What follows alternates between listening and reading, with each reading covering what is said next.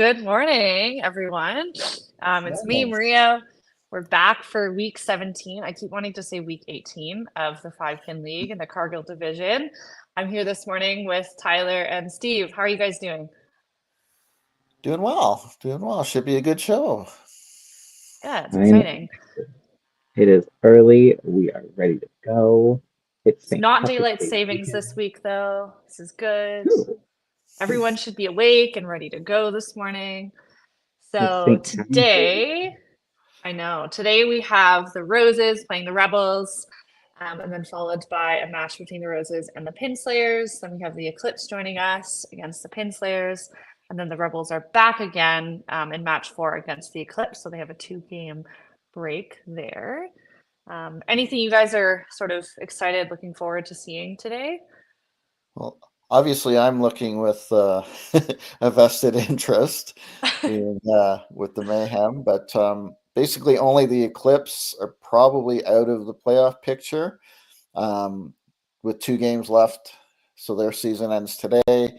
Roses come in red hot, winning 5 in a row, 6 of 7. Rebels, need some wins in there to finish the season to get up the playoffs. And Pinslayers been playing way better than their record has shown. They've had a ton of big games thrown against them.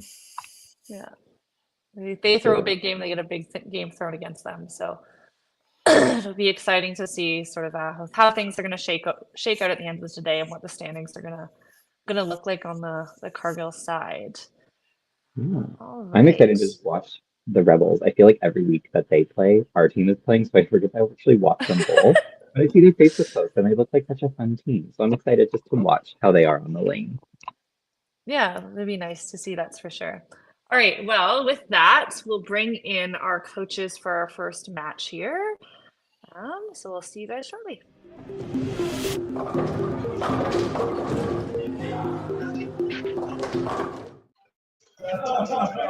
All right, we're back again with Stacy from the Roses and Alex from the Rebels. How are you guys feeling this morning? Alex just dropped off, so hopefully he joins us again. How are you, Stacy? Good, good. How are you guys? Not too bad. Bright and early and very snowy here. So That's, I saw the adjustment there, Ty. It's top of I roses. didn't think about wearing one this morning, Yeah, but that really, might have Maria.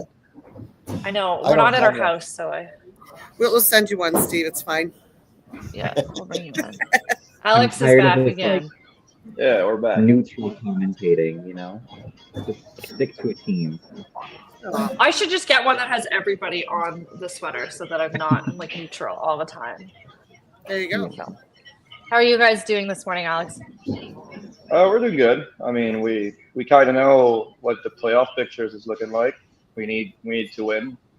It's pretty tight up there. So yeah, need some wins to finish the season. We're in a bit of a slump. Like 2, 3 games we lost.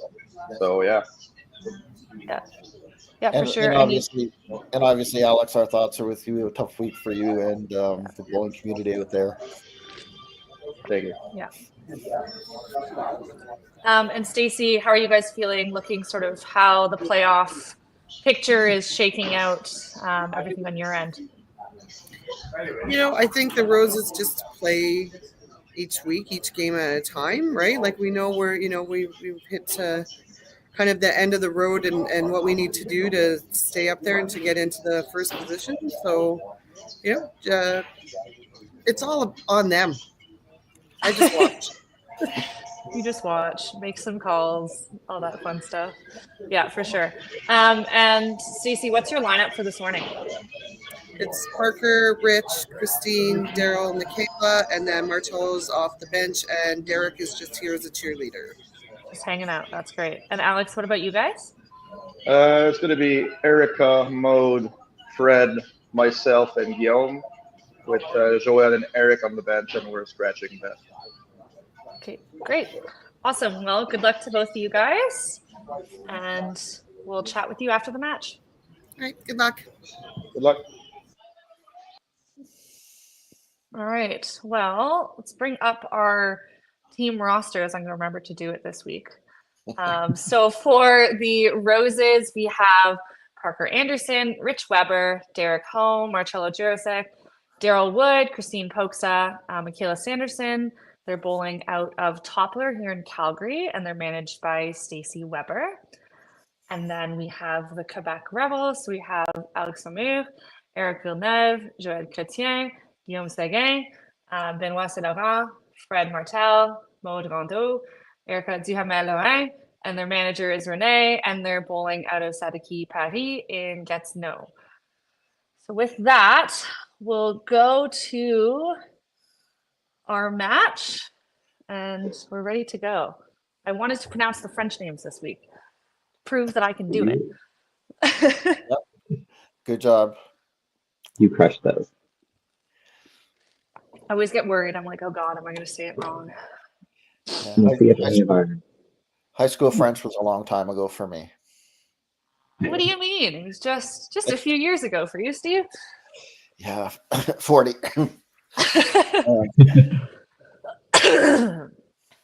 see if any of our Quebec listeners or French listeners can add in their review. We'll give you like a Yelp review on your French pronunciation. Yeah, I should they can like review my Facebook profile or something. Add reviews. Terrible at pronouncing French names in the 5PL. You're better than Tim Wiseman. Yeah, I mean, yeah, I can see that. That would make sense. I think Tim has just stopped pronouncing last names at this point. I mean, yeah, first name's always easy. Typical Parker starting it off with a strike, nothing new. I wonder if they just have that like a recorded, you know, like he doesn't have to throw the ball. It's like just play the recording. It's going to be a strike. Yeah, no, literally. And then you can play the last 9 frames. That's true. Rich threw a strike, not a 3-pin. We love to see that from him.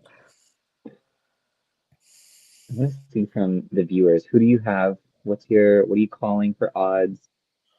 Who do you think is going to take 7? Who's going to take 6?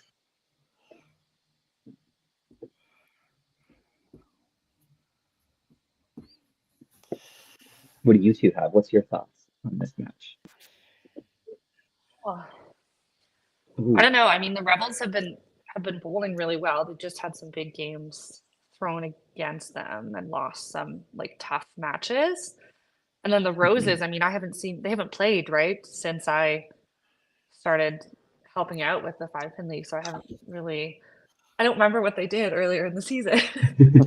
But I mean, I know them all so well. So it's like, I know they can bowl really, really throw some high games when they need to. So yeah, I think this is probably going to be a great, exciting sort of high scoring match. And yeah, I don't like to make predictions and give people bulletin board material. But it's always hard to predict anyway. Yeah. Sometimes you have 2 hot teams come out, you think it's going to be a monster, and it goes completely the other way. Yeah. I mean, a couple of weeks ago, Mayhem played Rock and Rollers in like a key game. Oh, that was and we won with like 1190, which you never would have ever predicted. Yeah. So Yeah. it can be hard to predict. That was an interesting match to watch, that's for sure. Yeah. 15 for Michaela. Yep. Keeping that team grounded in reality. You want to start off too hot. Yeah. 5 strikes, no, that's And going through the Roses roster, Michaela's just been so impressive. You know, she's actually Derek struggled a little bit, and they slotted her down in the anchor role, and she's just run with it. Absolutely. And she's averaging 291 for 80 frames. You know, as a rookie, phenomenal. Parker just seems to play well every year. He's 288 for 60 frames. Rich 272, Daryl 271, Derek 246. Christine, who when she played the team last year, played extremely well. Struggled a bit this year, 225, and just 220 for Marcello. But again, Marcello played really well since the Roses' inception. Absolutely. Yeah. And as we mentioned, Alex and the Rebels playing with a heavy heart today. Yeah. Absolutely. It's an emotional week for a lot of them, especially Alex himself. Yeah, for those who didn't hear, JP Samir, Alex's dad, along with his mom, Natalie Parent, but JP passed away this week. So a fixture in the Quebec bowling community for sure. Mm-hmm. Yeah. Our hearts are definitely with them. Love to see Renee down on the lanes with them. I love that. It's not something we see a lot in pro league, is having the coach kind of in camera. I'm sure that lots of teams have them right there, Yeah. but They're just not right behind the score console, right? Like you normally see in. And some of us with let's say wider bodies don't like to be in the way. Yeah. Or the dreaded face that walks in where the score camera is, and yes. Yeah.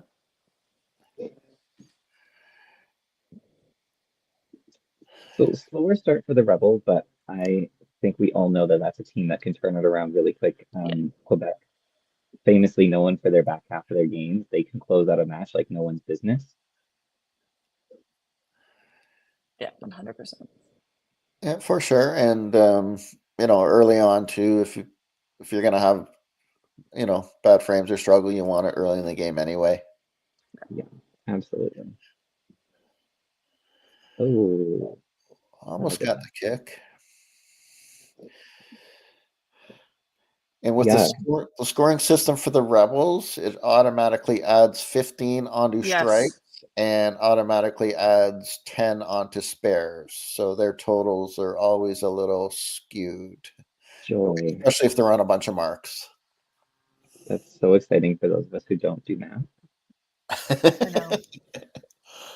Every week I just forget that some of the score systems put those extra points in, and I'm like, oh no, never mind. I don't want to do the math. Yeah.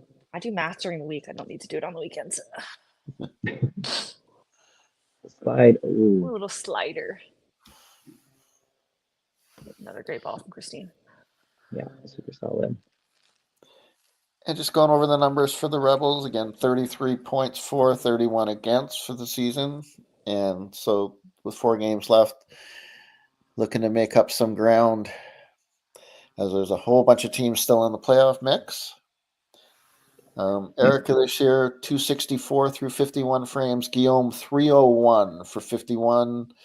Alex, 287. Eric Villeneuve, 237. Joel Chrétien, 235. Benoit, 225. Fred, 240. And Mode, 237. Yeah, I know Mode quite well, and we talked a little bit, I think, around their open trials, and she said that she's kind of been struggling mentally, but she can really turn it on when she Yeah. needs to get going. Aggressive, throws that really nice. It doesn't look like much, but that ball definitely has some pace behind it.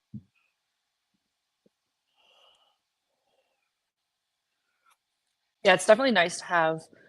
I know lots of us can turn it on when we need to, but it is nice to know that you have somebody on your team that you can really count on when they need to throw that big shots, even if it's not in the anchor position, right? Like Mhm. anywhere in your lineup, just having that as a way to get people fired up and get you going when you need to. So that's always great to see. Exactly. An eight-bagger never hurt anyone. Yes, that is very true. Well, that's just like the depth of the teams in this league. It's Yeah.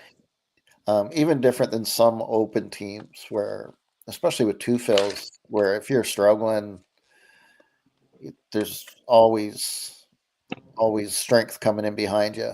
Yeah. Yes. And even in this league, the depth in the teams does separate a little bit the top teams and the lower teams, right? But most of the rosters are just stacked top to bottom. Yeah. Before we started today, I was rolling through some of the numbers, and it was a little scary to look at.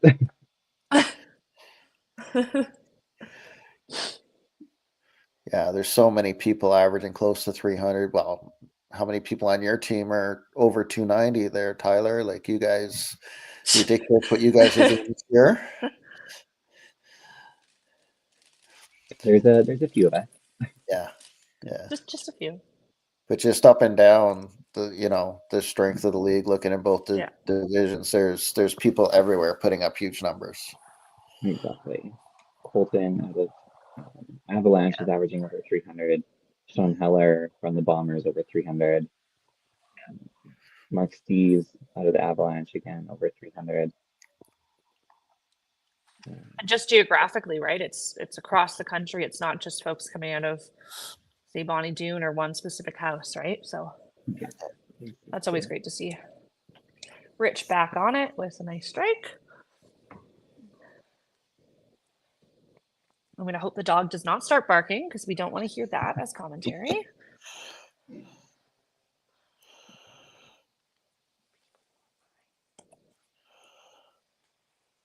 So obviously the Roses not doing the Rebels any favors here. You know, when you start out a little sluggish as the Rebels are, you're hoping the other team doesn't run away on you, and yeah, they're not letting up right now. They're certainly going to try and put as much space between them as they can. Like you said, Max knowing for those finishes. So all of these players having national experiences will know the more points they can get between them now, the better their finish is going to be. Yeah, especially going into that break and wanting to feel like you have a little bit of breathing room versus you're going to be trying to claw your way back in the second half. So that's always nice. Good cover for Daryl there.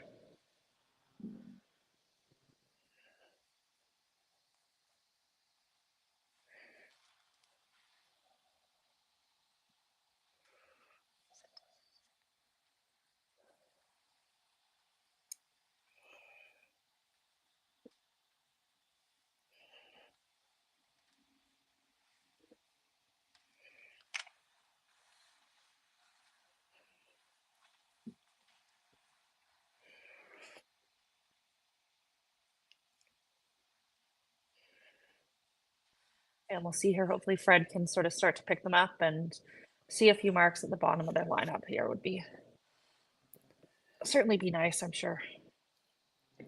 Yeah. The tendency when your team's struggling a bit and the other team's throwing strikes is everybody thinks they have to get on a string themselves, and you really don't. You know, it's just talk yourself into everybody get a couple marks together, just start small, chip away. Yeah, starts with one, right? So yeah. Ooh.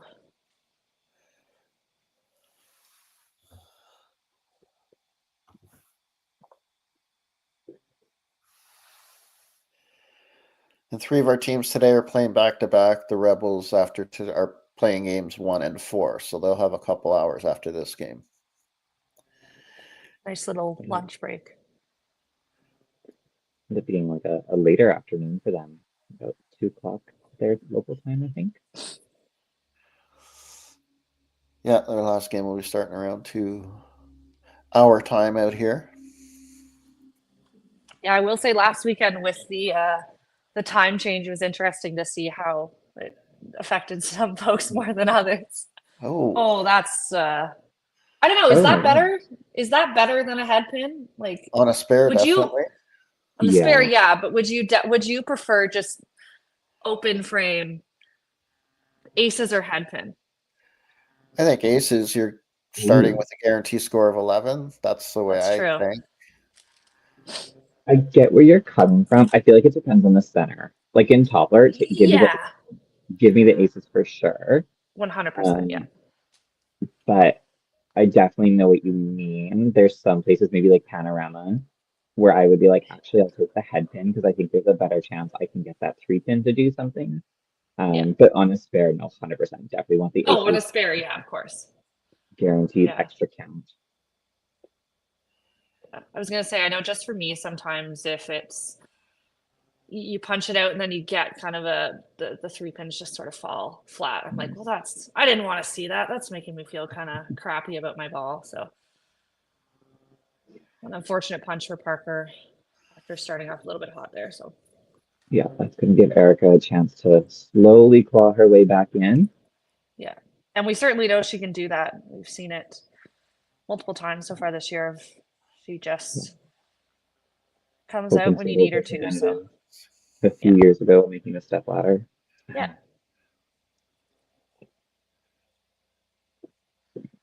Good sticks for Parker. Mode, I think just a little high in her shot there. Didn't have that same bend and reach. Much better there.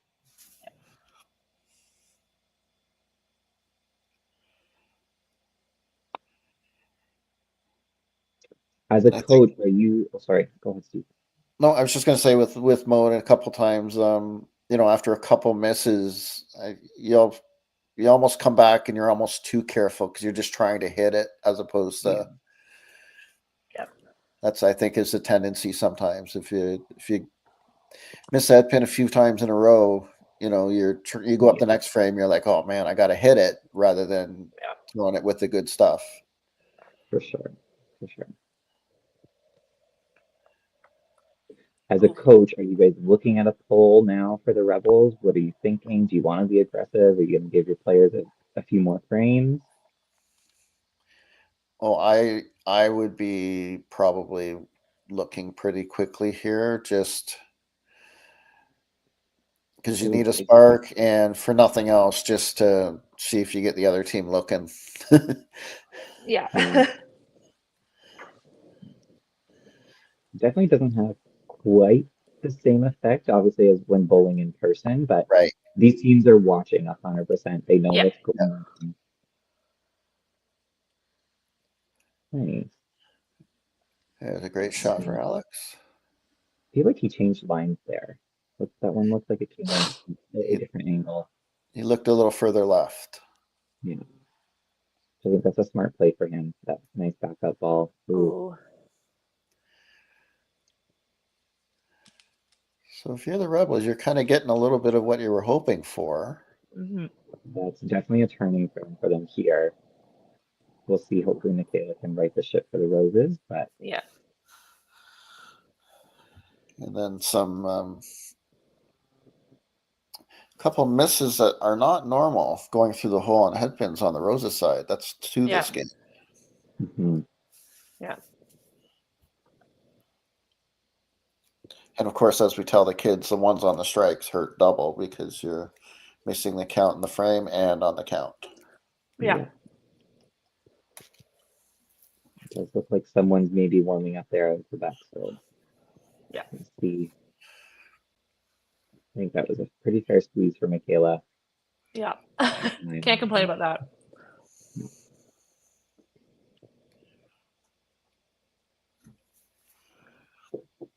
So in addition to the projected scores on the Rebels system, it's also can be tricky to tell the zeros from the eights. The eights, yeah.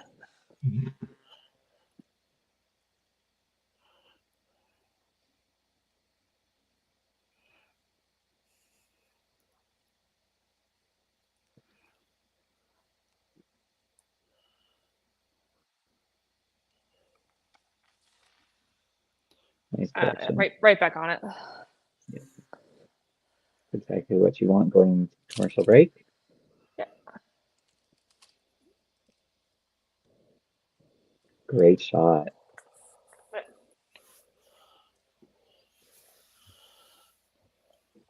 A great ball from Rich.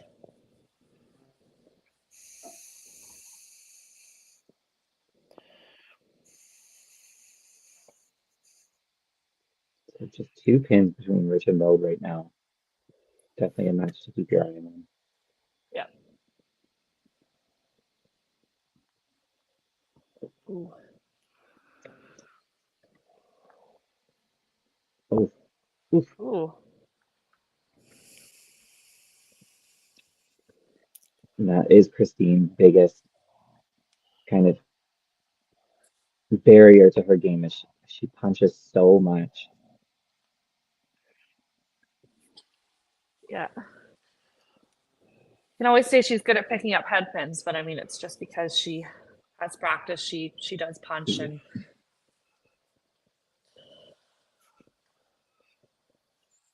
Just like that. That's all you can do with those. yeah. Just get your sticks and get out of there. So Yeah.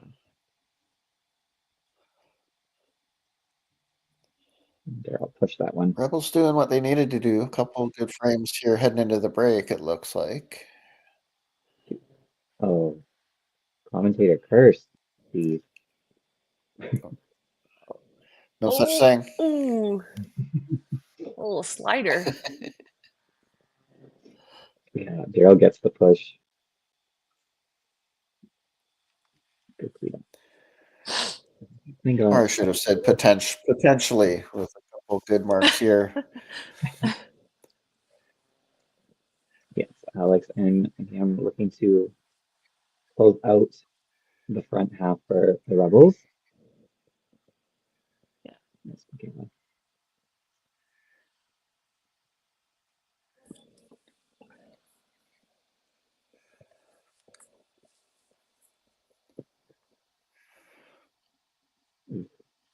A little bit quick there.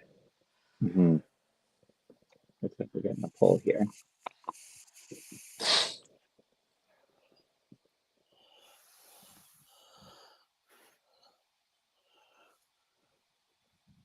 So Eric Villeneuve coming in for Alex. Okay.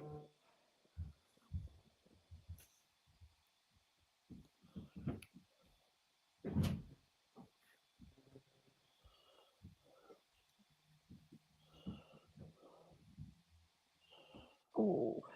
Oh. I'll stand there and Not wait bad for a for couple a woman. seconds to see. Exactly. Is it maybe gonna fall? So 616 with 4 marks for the Roses.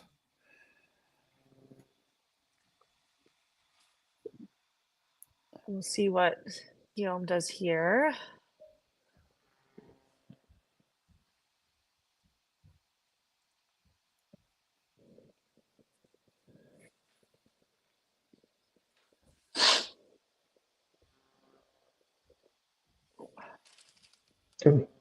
I didn't realize that banner was right there. I thought that was like further out on the lane. Oh my God, is it right over? But he definitely just tapped the banner. I thought it was. He's actually just moving so fast. Oh. Oh, I thought he got roasted and then it fell, so that's good. All right. So Well, a little over 100 pin lead right now for the Roses, heading to the commercial break. all right. Well, we'll be right back.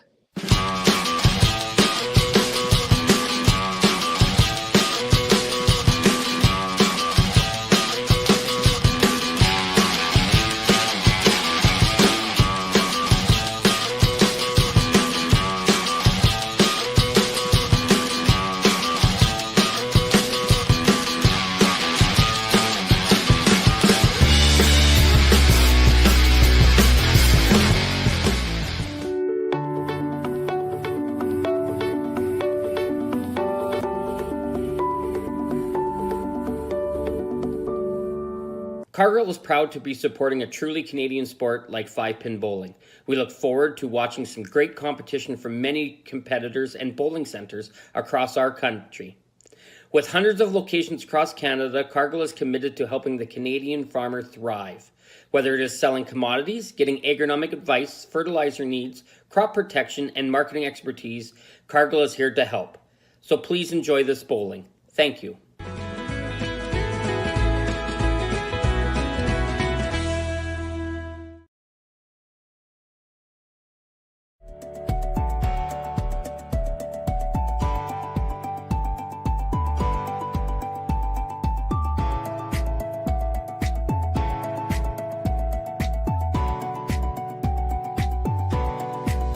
Financial freedom begins with financial literacy. Hi, I'm Dave, and I'm thrilled to be a sponsor. My journey began as a teacher because of my deep passion for education. I brought that same passion into the financial world to help families achieve financial freedom. Financial freedom isn't just about having more, it's about knowing more. That's why I'm here to help you make smart decisions with insurance, investing, and lending, all in one place. I'm Dave, and together we'll help you achieve financial freedom.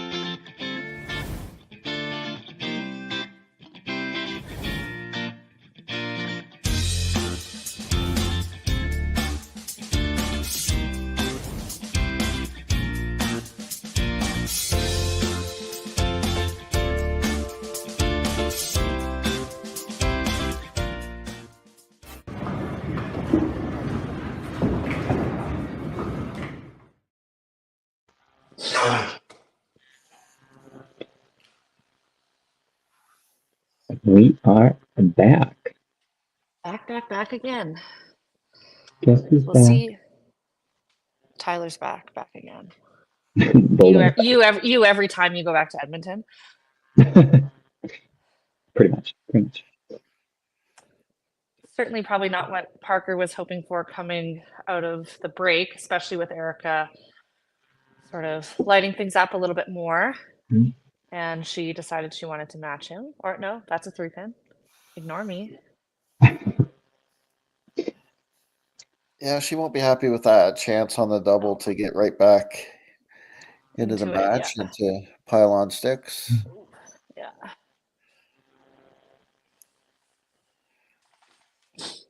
Better shot for her on the spare shot, just a little thin. The ball didn't quite deflect into the corner.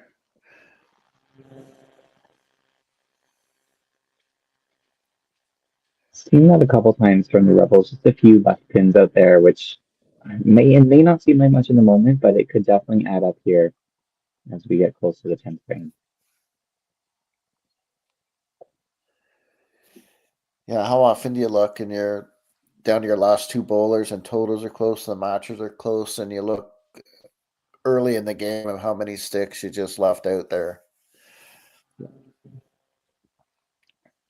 So Ridge taking advantage. Oh,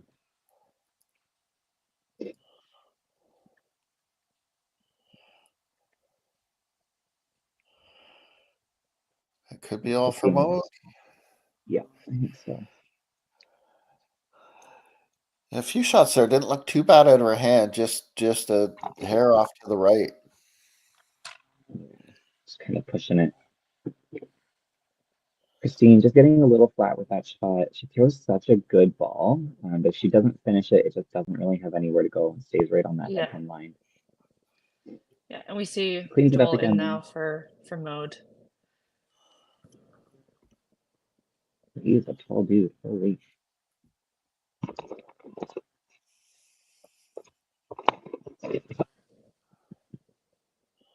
Nice half set. Yeah, good clean up for Joel. Great way to come in.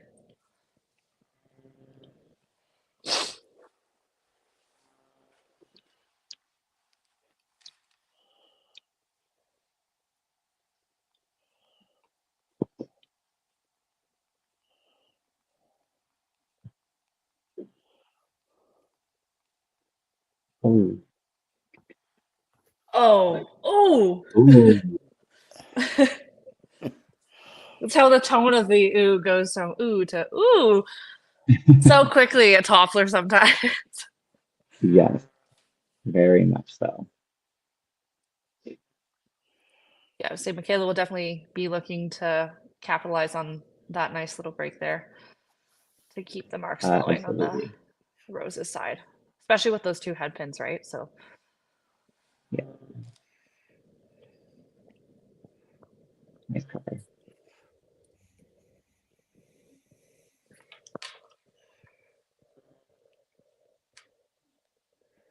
So Fred is 43, 42 behind Christine. So a little bit of work for him to do there in the last 4 frames.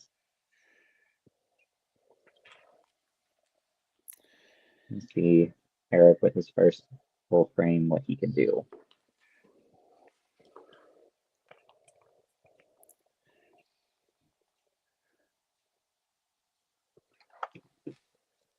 And right now, almost 200 in totals advantage for the Roses. yeah. With extra marks to count. Slight technical difficulty. I think nobody else can see the matches right now, right? No, it's A little frozen. frozen. Okay, that's fine. Hold. Well, decided to cut off really quickly, so we'll be right back. I don't know why it quit on me.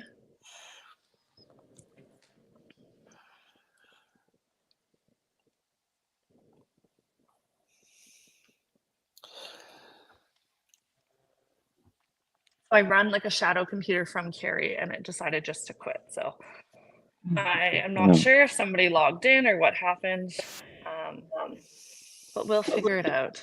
No worries. or a slight delay here.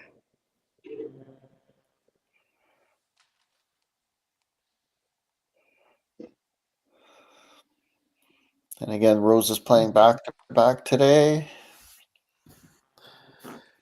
with their next The match Rebels. against the Pinslayers. Yeah, and the Rebels having that 2-game break again, right? So Yeah. Lots going on in the bowling world. Yeah. We have Newfoundland just finished up their Open Provincials. We saw the Metro 4 men's team take the gold medal and Western A take the mixed team gold medal, which I believe, I don't know the exact number, but from what I heard out in Newfoundland is the first time that Western is sending a team to nationals in about 10 years or so. Wow. yeah, Wow, good for them. And if anyone saw the scores for the whole week, like especially in the men's division, Insane. you want to talk bowling hotbeds around yeah, the country.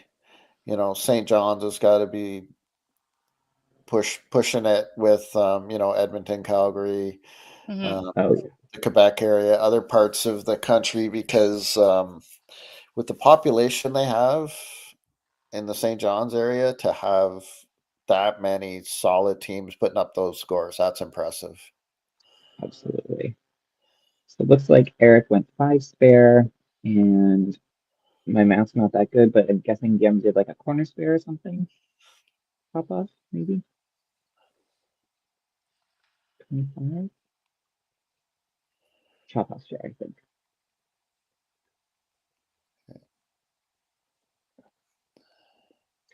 So Parker is really giving Erica a chance here. We'll see if she can get the spare, help herself out. Yeah, she's kind of let him off the hook so far.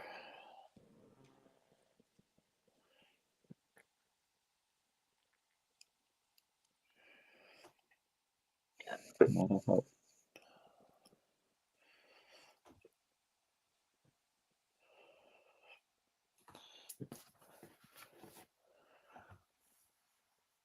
Nice shot from Rich.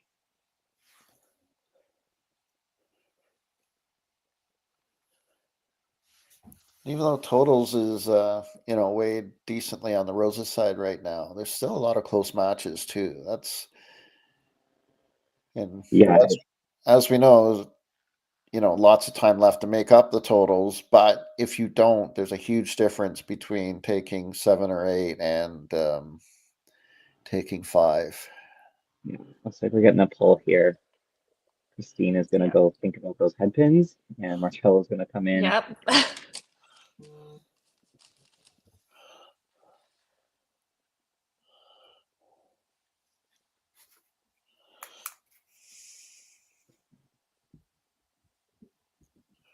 Fred on the other side gets the corner.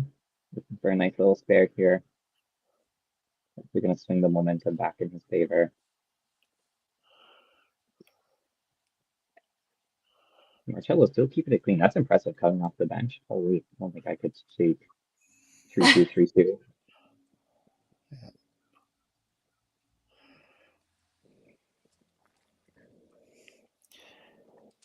And you look at Christine's game there, and that is why our sport is so interesting. Well, one of the reasons, starts out triple corner spare. You think you're laughing, and then all of a sudden, bang, bang, bang. Yeah. You're all over the middle. I think Eric hit about 90% of the head pin there and somehow got a strike. That's also what makes our game interesting. So, Yeah.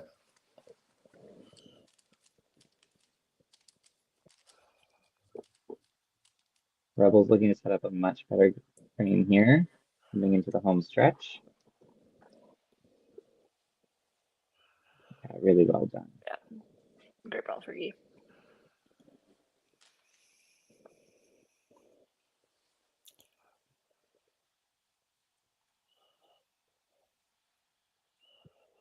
Yeah, not really frame the Roses wanted there.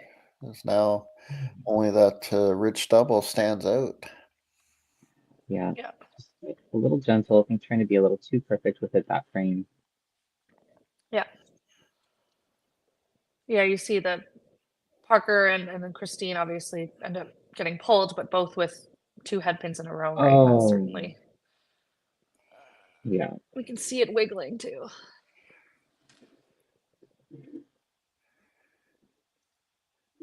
So the Rebels sitting at 701 with 3 strikes and 2 spares to count. So this is gonna, 848 Roses. if they want to close that gap and even swing a couple matches in their favor here. Yeah.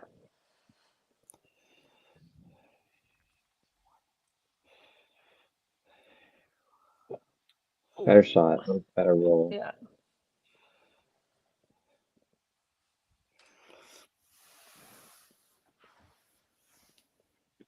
So all of our subs have been made. The Roses obviously only having 1 pull today, with Derek being injured still.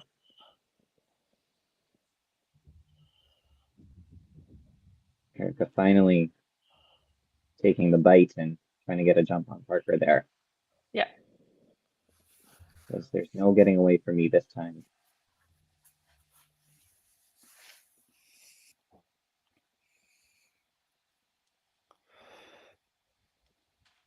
Wow. Just makes it look so easy when he throws those ones. He just I looks know. so unassuming, right? He always looks like he's got a 7-bagger in his pocket. Yeah. Yeah. You can never tell. Like he could be on a double or he could be on a 9-bagger and you're like, oh, same shot, same reaction. Yeah.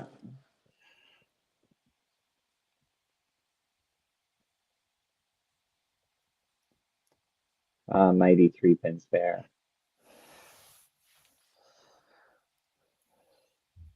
A good cover for cello there. That's what Get you some need more to do. marks flowing in that 3-hole spot. Exactly.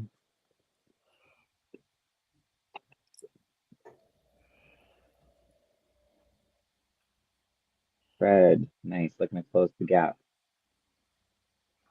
Much better from Daryl. Yeah, great ball. A little more lift there. Certainly shaping up to be sort of an exciting match here heading into the 9th and 10th frames. So I always say it's kind of like chess. Like those first few moves are just to set up what's going to happen in the home stretch. yeah.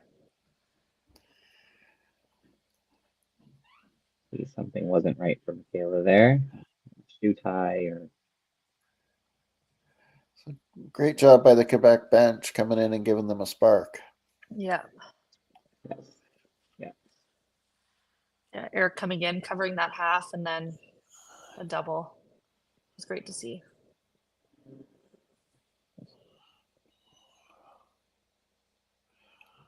Ooh. Ooh, a little bit too thin. Nice easy spare. Gets him right back in that match with Michaela. Power drop.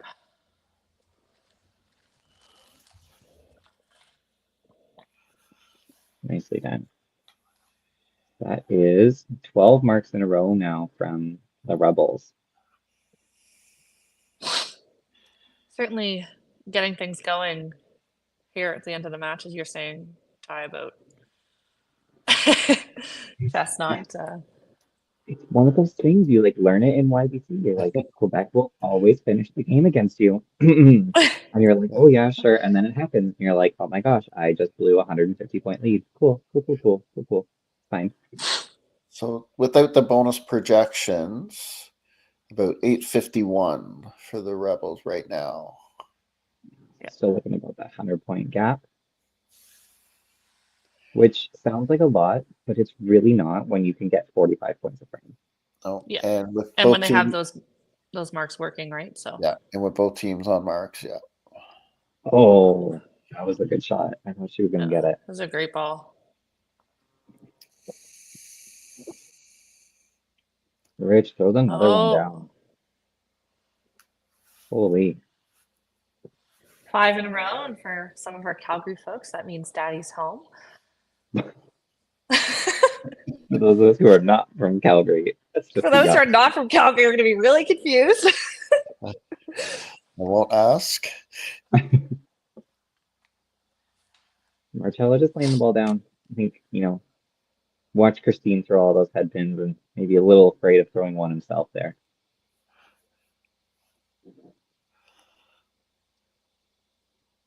Nice cover. When you tell him, pick that one up, put it back down, and then go again. Yeah. Oh.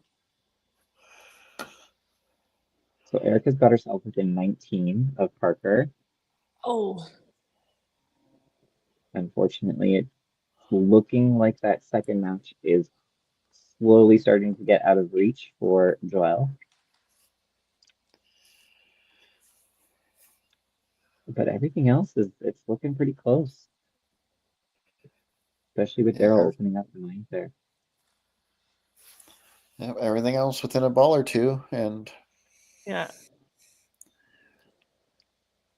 What a good cover there. Yeah, for Joel.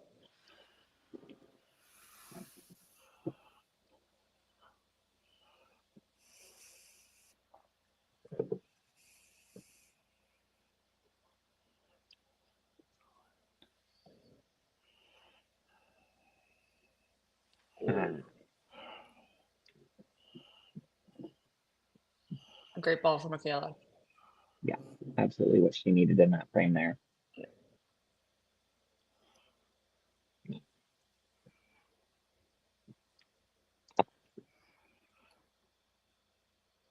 Fred needs to clean up to get to 196. Chris, cello in for Christine already at 203.5.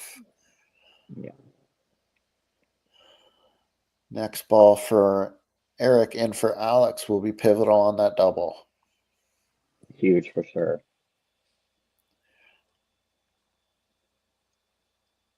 So a couple sticks left out there for Fred. That's gonna definitely hurt, but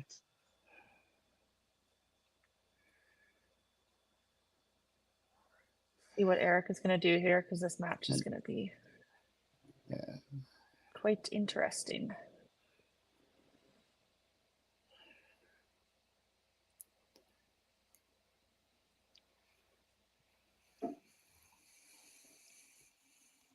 ooh,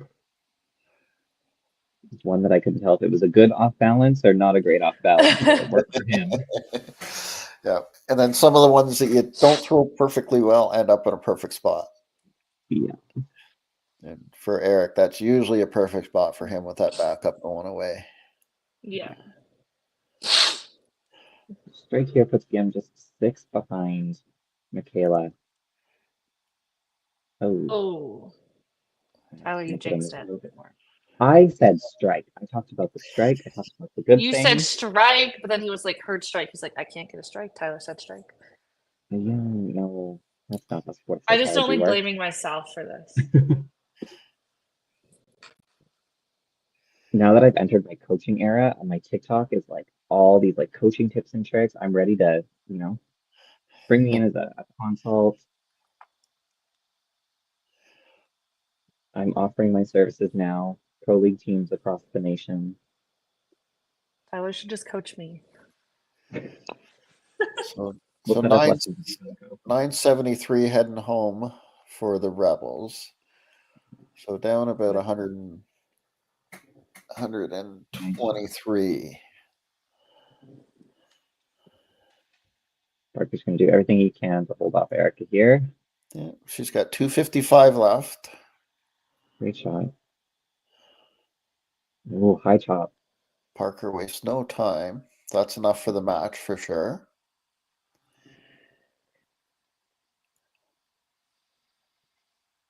Sometimes that's all you're looking for. You're like, I don't even need to strike out. Just give me enough, Yeah. just so I can breathe, so my teammates can breathe a little bit, knowing we have at least 1 point on the board. Yeah. So, Then the strikes kind of flow easier, right? Because you're just throwing those shots for the sticks at the bottom. So Yeah. so great battle there for Erica. It seems she was down 14 pins or so, almost like the last 4 or 5 frames. Yeah, after being down Yeah. 40 or so in the first three, that's a way to fight back. And 235. Rich has got that point. I'll stitch up. 250 max for well. Still great for Joelle coming in off the bench and throwing some marks in that second spot. So Definitely gave the team something reliable. Like you knew it was going to be a mark. yeah. A couple more strikes would have been nice, but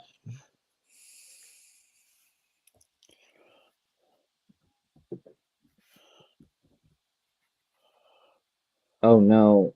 Oh yes. Another one. Got the roll on the right one. Yeah. Thank you, software. And you can see the smile on his face just. So that'll be enough. Okay, that's nice. Marcello gets the save, protects Christine's win there. Yes. For those of you that may not be familiar with the Open, when you leave a match, you're leading. If the teammate wins, you get that point. But if you're behind in your match and your teammate comes in and steals the point, they get the point. So that one will go to Christine in terms of the stats.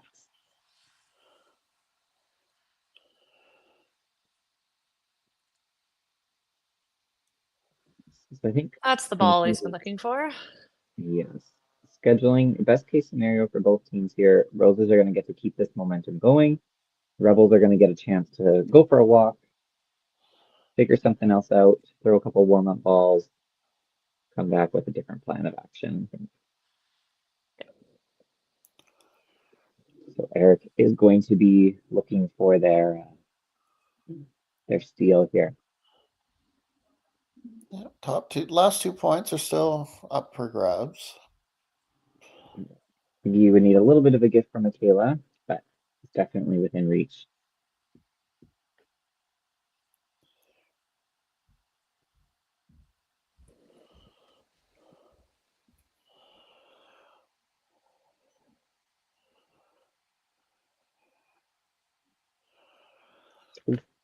So 5-5 will be enough for Eric to get the match. All right. 5 on this ball will make the last ball exciting.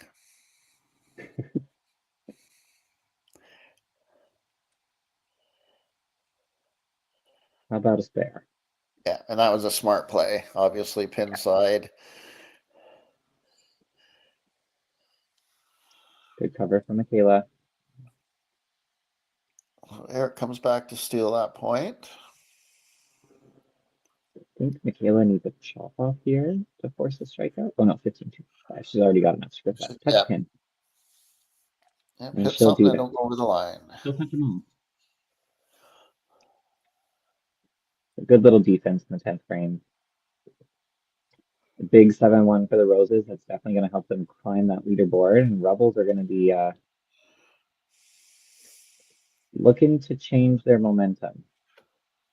Yeah, especially with that break now, as you say, throw some warm-up balls, have some lunch, have a walk before they come back in a couple hours here to play. I think they play the Eclipse. I think that's right.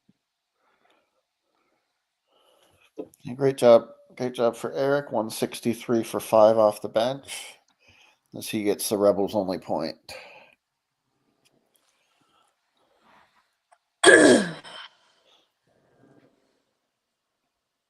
A lot of the other matches, they were one ball or so away from getting back into the game and just fell a little bit short. Yeah.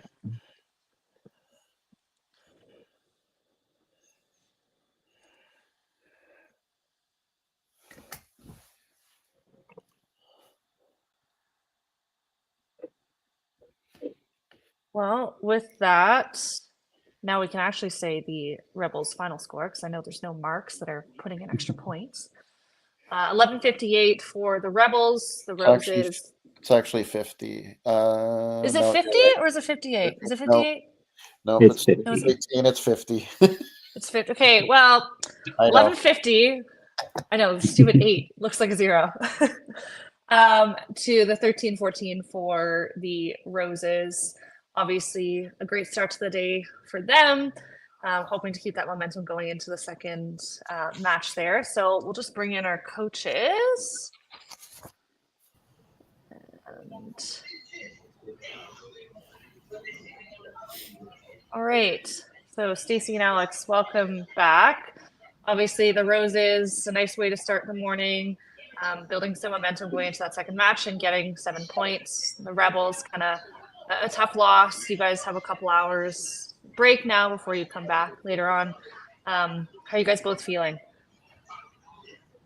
Just a very flat start on our end. I mean, just nothing to start with. And like four of our 5 games were pretty bad off the start, and made a little run at the end, but too little, too late. So yeah, good thing we got like 2 hours now until next game. Yeah.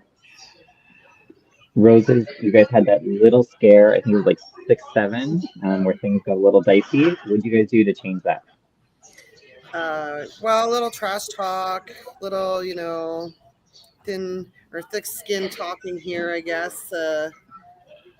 There's always some kind of ridiculous joke going on here. Like, you ever see Michaela spare top off and then she bends her body in half and we like make fun of her so bad for it. So that kind of came into play. But, we just go with the flow, right? Like, I mean, it's just one frame. You're not really, it's not a killer. You just got to come back. And they do that quite well. So just have fun. I mean, it's kind of weird to say that, but it's like really if they're not laughing and having fun and it's silent, who wants to be here, right?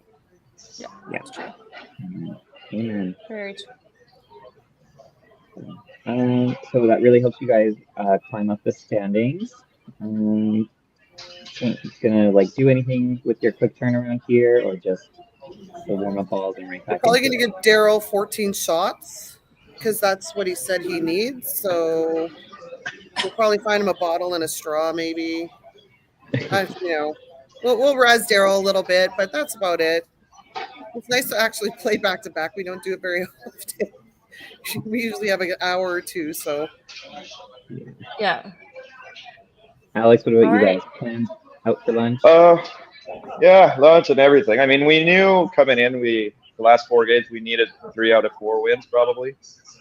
And basically pep talk went, yeah, we had 1 to lose. We just lost it, so let's just win out, I guess. That's what it is. So let's hope that it goes that way. But it's a good break. We're going to doze off, get some air. So, yeah. You guys had good sparks off the bench, Eric and Joel. Eric came back to win your match, of course. Just too big of a hole for everybody after the start the Roses had. Oh yeah, it's our first 4 frame is basically where we lose that game. Yeah. All right. Well, with that, we'll see you again shortly, Stacy, and we'll see you, Alex, in a couple hours here. Thank you. Thanks, Alex. All right. Thanks so much, guys. And we'll see you guys soon enough, Tyler and Steve.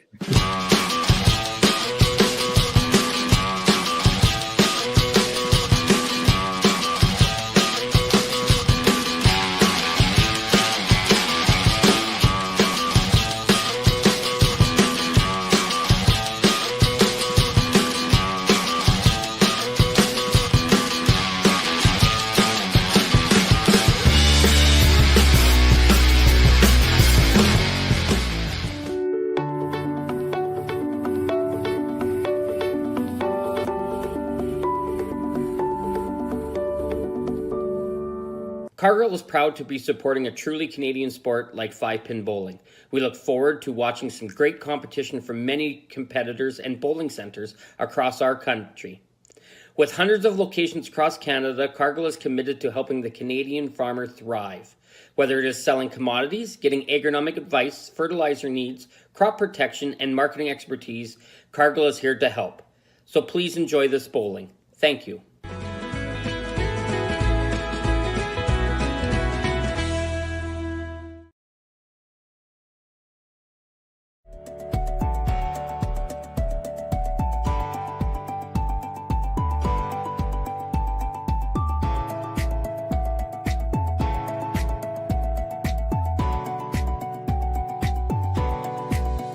Financial freedom begins with financial literacy. Hi, I'm Dave, and I'm thrilled to be a sponsor. My journey began as a teacher because of my deep passion for education. I brought that same passion into the financial world to help families achieve financial freedom. Financial freedom isn't just about having more, it's about knowing more. That's why I'm here to help you make smart decisions with insurance, investing, and lending, all in one place. I'm Dave, and together we'll help you achieve financial freedom.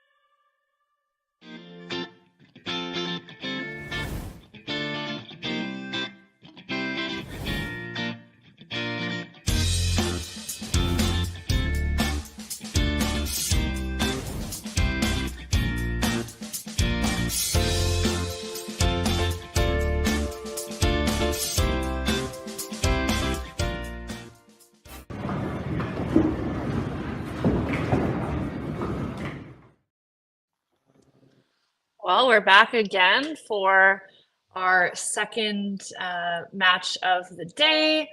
We have the Roses playing back-to-back now against the Pinslayers, who are looking to head into their first two matches of the day. So with that, we'll bring our coaches back in.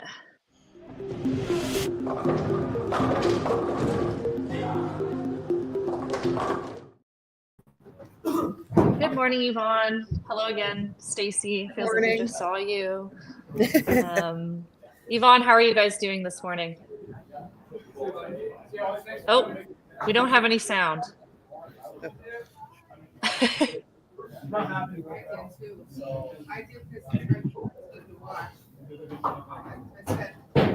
Stacy, how are you guys feeling heading into sort of the second match here now? I know it's not a long break for you guys, but 37 seconds later, I think they're okay.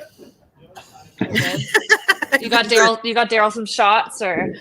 Well, I had enough time to walk over and tell him that, and he was like, "Oh," and Brittany said, "Well, as long as it's raspberry flavored, so I'll have to like work some magic here. Maybe you can have a White Claw." White Claw at 10 in the morning. That sounds great. There you are, Yvonne. There, yeah. Now I'm good now. Perfect. How are you guys this morning? We're good. We're good. We're pumped. We're ready to go. Yeah, for sure. Obviously, this is your first of two matches. Yeah. How are you guys feeling, sort of facing off against the Roses first and then the Eclipse second? Yeah, no, we're good. We know that we have to win. We know we have to win 3 out of 4 to move up. So yeah, so it's an important match, and they're ready to go. So perfect. That's great. Yeah. And you guys must feel at least somewhat good knowing that you guys have played better than your record, as we mentioned early in the show, and they talked about on the podcast Wednesday night. Yes. You know, Yeah. your 4 losses have all been to 1340 or higher, so you've had some monster games going against you. So yeah, we've lost a couple of very close matches. Lost one by 24 last week, and lost one by 21, and both with 1300, 1400, and it's tough. It's tough. So it just shows how important it is to get all those pins that are left on the lane and make sure you get a count on your strike, and so like a true coach right there. Yeah, there you go. Yeah. Pick those Not giving up. her bowlers White Claws at 10 a.m. I didn't give it to him. He could go get it himself if he wants. All right. Maybe you can next game, your lineup. So my Oh, me? Okay. Hang on. I gotta look. Parker, Rich, Christine, Marcello, Michaela, Daryl's on the bench, and Derek is scorekeeping again. Great. Okay, we have Michaela, Morgan, Kim, Nathan, Sean, and Carolyn Adam are on the bench. Awesome. All Tyler, right. dare I invite you to tilt the angle of your camera?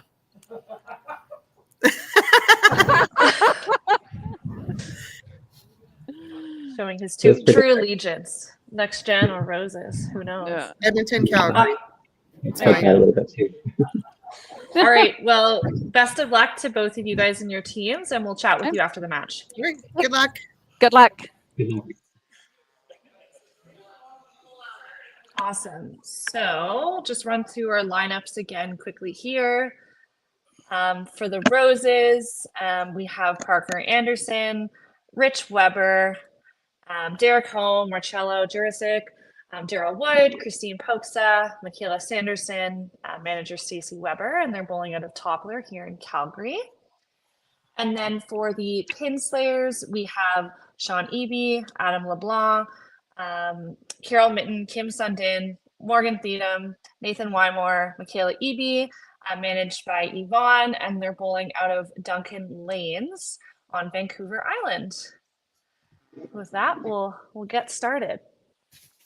There's a lot of BC content coming your way today. We've got Vancouver Island. We have the Eclipse. See if we've got any BC fans in the chat. The chat's been very quiet today. So quiet today. But that's all right. No. We're just so entertaining. They don't have to comment. Oh, Great ball for big push. Michaela. I'm telling you, Parker, it's just a recording. I think he starts every game with a strike. I actually think you're correct with that. I want an investigation, Stacey. He's actually just a hologram. It's not actually him for the first frame. So huge first game there for the Roses with 3 left now. The Pinslayers now and the Carnage and Venom coming up later in the season. They're sitting at 47.5 points now, and the Rock and Rollers are done with 62. So they've put themselves in a pretty good chance here. 14.5 out of first with 3 to play for a chance to take a run at that first place spot. Yeah. A little better from Christine. Still a little tight, but gets the roll on that one. And as we mentioned with the Pinslayers, they're 4-4 on the season, 29-35. They started their season 1370, 1349, lost to the Rock and Rollers 7-1, and then got swept by the Rebels. That's really their only bad game, 1148. Yeah. They lost the Squeaker 1343, 1338 to the Misfits. And then last week lost 14-15, 1391 to the Crushers. Those are tough matches. Yeah. You look back at those and you're like, could I even have done anything more? Like, is there seriously anything else I could have done? It's interesting though, they're kind of in the same position that we heard the Rebels say that they're in. We've got 4 left, we have to win 3, and then Steve, you just let us know that the Rebels swept Vancouver Island, so if they tie, that goes to the Rebels.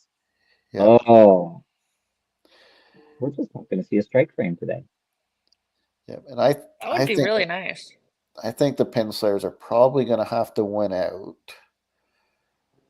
their last 4 games, potentially. Because I think you're going to need at least mid-50s to make the playoffs in our division. Yeah. It's looking that way. Now that 4th place with the Crushers are at 45 with 2 games to go, and the Roses are going to pass. They've already passed. Oh my So, God, that almost went down.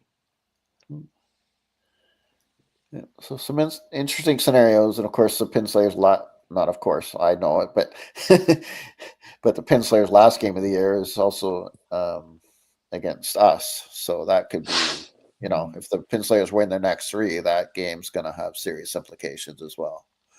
Very much Yeah, so. for sure. Michaela right up there, such a good leadoff bowler. Yeah. And she's been was leading phenomenal that. this year, of course. 286 Oh, for 80 frames. She's played every frame, and mostly leadoff that I've seen. yeah.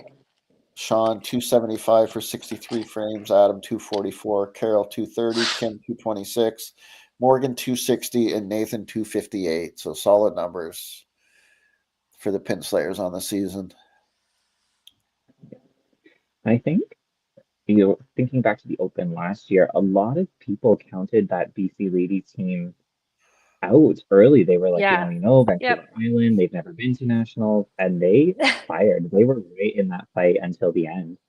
And Michaela was a huge part of that. She's such a strong YBC player. She's got a perfect game.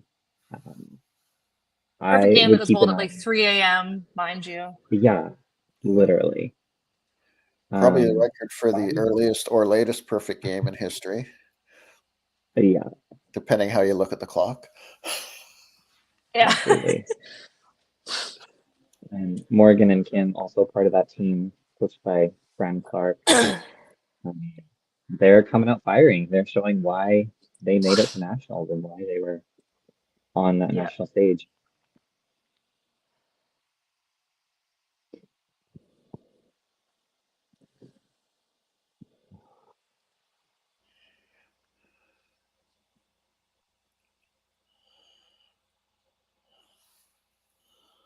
Oh, great shot. Just doesn't get that one to go. But Christine does. Fires back with a great shot there.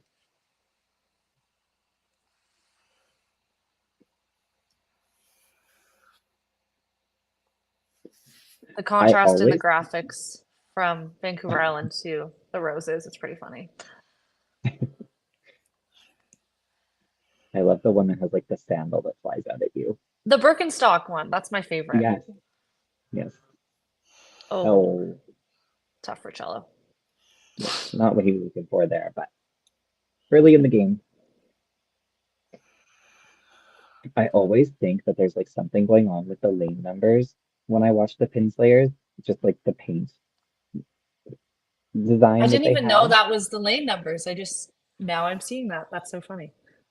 I'm always like, is my camera glitching? Is it like, what is happening? And the other thing with the Pin Slayers is they do not have a shield on their lane. So there is a light that indicates when the machine is resetting. Oh, that's right. I remember hearing about that the first week. So for down pins and that, rather than looking for the shield, you're looking for the light. Yes. Great ball for Michaela there. So Pinslayer said, hey, we're going to make a run for all those points we need. 225 points after 2 frames. And we got lots to count here. Yeah, laid that down a little. Push it left.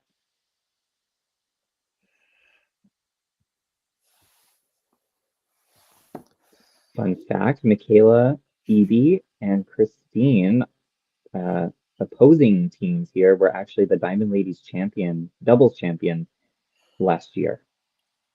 Yeah, they were. Forgot about that. Yeah. Stacey and I were talking about that last week. The Diamond Ladies doubles event. So the first year the champions were Alyssa and Josie, who prior to that, didn't know each other super well. They're obviously very close friends now. And then last year was, Christine and Michaela, who again, didn't know each other super well and just happened to team up. And so if you're looking to win a doubles event, pick someone you don't know. Morgan gets it to go. Great shot.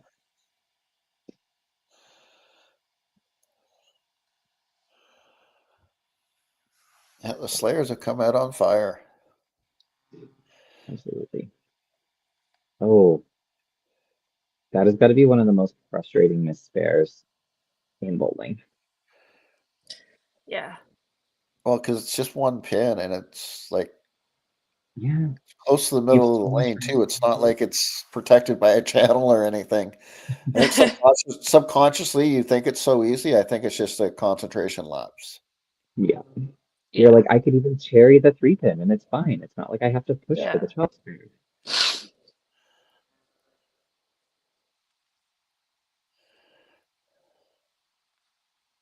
Oh, skinny miss on the right for both of them.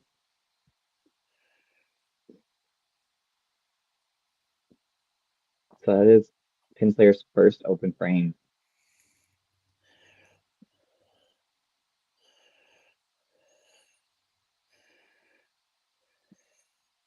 Christine's holding her own there. She'll need to be about 5 back if she cleans it up. Sit down. See, there's no curse. All right, Marcelo and Michaela are definitely going to need to right the ship here for the roses. Yeah. Get some marks going. That's a good shot. And the Rose is a bit short-handed. Of course, they only a regular roster of 7. And I believe Derek ripped his hamstring playing ball. Yes. And he's on the shelf. He's scorekeeper. Yeah. So we got the siblings holding down the end of the lineup for the Roses. Yes, obviously Pro League, super important. There's lots to play for here, but just with the schedule of the bowling year, we have master qualifying, we have open provincials, so taking care of the body to be ready for those events. Yeah. Oh, wow. Oh!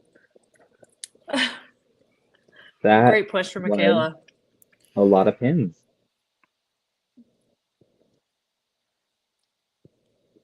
Sean. Yeah, across there. And that might be the one good thing about not playing right against the person, because Sean sees Michaela get that break in real life and then goes and misses the chop spare. You're just kicking yourself double. Yeah. Yeah.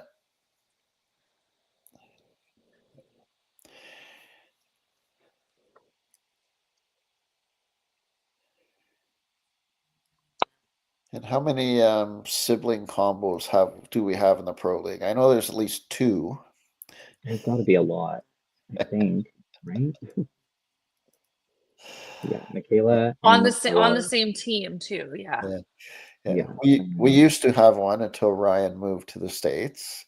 Yeah. Yeah. You have husband and wife with Ian and Linda. Yeah. Yeah. Yeah, obviously Brad, Des, and myself. Yes. Yeah. Oh my gosh. I'm like, we have a father-son with Henry and Jordan and Brandon and Palmer. Yeah. Family affairs. Oh, Aaron and Jana out at Dynamite. Yeah. Yeah. Many people forget they are siblings because Van Willingham and Albus. Yeah. Oh, Christine. Yeah, a few spouse combos now too with quite a bit. Yeah. Yeah. With the Schwartzes. Yes. We've got the twins on the Crushers, the Weidmans. I was gonna say you have the father-son on the Pinslayers. Or father-daughter, father-son. Oh my god. Yeah. That's the first stick that Christine has left out there today. A little Toopin. Yep. Morgan, though, giving Rich a taste of his own medicine with strikes in a row.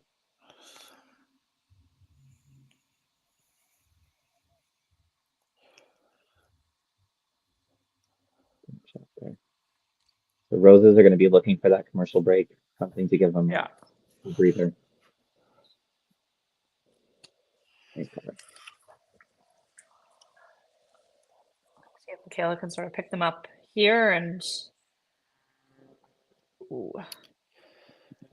And early opposite of what happened last game. Where last game they got off to a huge start. Yeah, absolutely. Hopefully can build a little bit of momentum going into that commercial break and reset, have some words and bring things back the way they're used to seeing them in the second half. Great shot. Another That great was a lot ball of from fun. Michaela. Yeah. So first frame here that they can kind of get the jump, or Roses can get the jump on the Pinslayers. Claw back some of that early total deficit.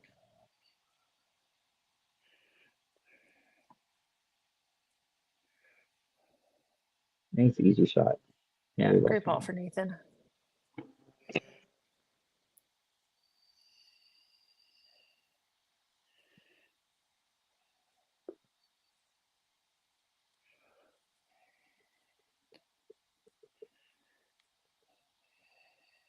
Yeah, I do think it's really cool and obviously really special that you can see sort of parents and kids bowling together. I've never had that opportunity, which will be nice at some point to get to bowl with my mom, but Yeah. it's always so nice to sort of see that and think about how great it is that you're able to share competition with them. So Yeah, especially lots of those combos that oftentimes would not get to compete together, just with yeah, unless making a mixed team. yeah, But so many of these athletes are at the top of their game that they aren't often making mixed teams. They're fighting for yeah, single spots and titles yeah. and championships. I'm sure Parker is happy with that going into the break after a couple missteps in frame 2 and 3. Yeah, absolutely. And that's one of the things that might push me to keep giving this game a try is I bowled with my wife and I've coached teams that my wife's been on, or have I? No, I haven't. She's coached me. I've coached my daughter at the Open, but the opportunity to potentially play a mixed team with my daughter would be something that would be beyond Yeah. cool. Yeah. Very exciting for sure. My mom hopes to come out here for Diamond Ladies at some point, so that would be cool to bowl doubles with her. Yeah. That would be so fun. Oh, Christine. Another one. And that is going to be, oh, maybe not. Nope. Oh, Taking a breather. yeah. I wonder if the match was a little different, whether they might have made their jump there, or maybe they're Yeah. also looking at Cello struggling a bit. They might want to. Yeah, knowing you only have Yeah. one pull. Very different scenario. And it might be different if they had two options off the bench. They may have made Stacy may have made that move, but with only one, she may wait and see what Cello does here. She still only left one pin on the deck all day today. Yeah. It's like we mentioned how fast it can change, right? She starts the first game triple corner there, and then all of a sudden punching her brains out, and now she's either nose or just missing. Yeah. And it's a little bit more finish through her legs, a little bit more lift. Such a fine margin. Yeah. Doubles we'll up see top. what Kim. Yeah, we'll see what Kim Turn does those here. two matches around very quickly, especially Morgan. Yeah. Got a big jump there, but we're just going to try and claw back as much as he can.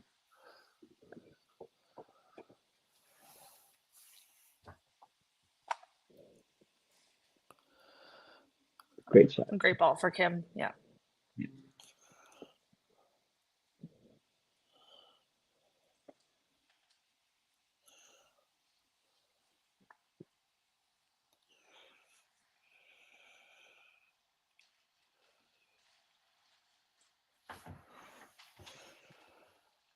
A little high, gets away with the corner. She'll take the count, I'm sure.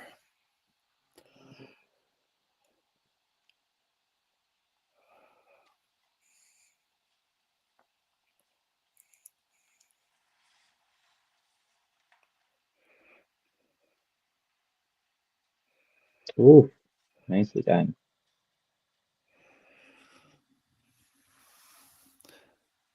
A good half by Michaela. Gives them 519, I believe, with two doubles and a spare to count.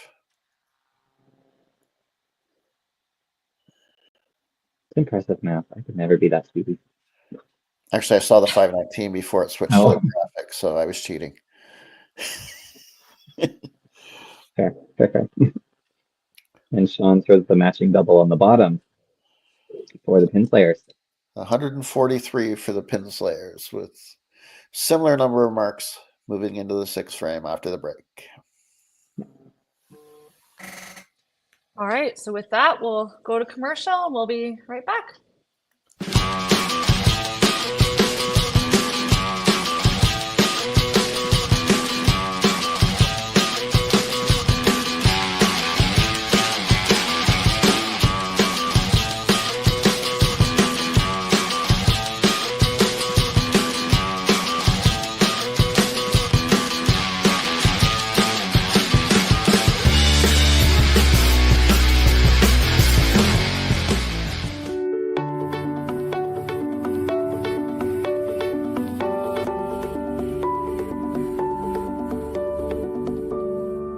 Cargill is proud to be supporting a truly Canadian sport like 5-pin bowling. We look forward to watching some great competition from many competitors and bowling centres across our country. With hundreds of locations across Canada, Cargill is committed to helping the Canadian farmer thrive. Whether it is selling commodities, getting agronomic advice, fertilizer needs, crop protection, and marketing expertise, Cargill is here to help. So please enjoy this bowling. Thank you.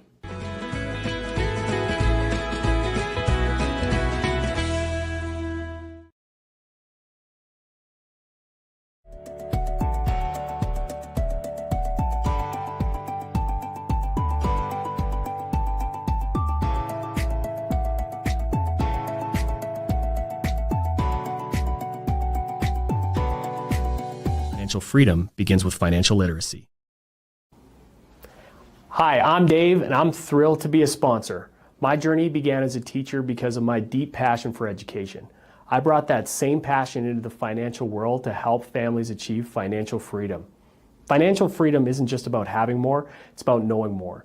That's why I'm here to help you make smart decisions with insurance, investing, and lending, all in one place. I'm Dave, and together we'll help you achieve financial freedom.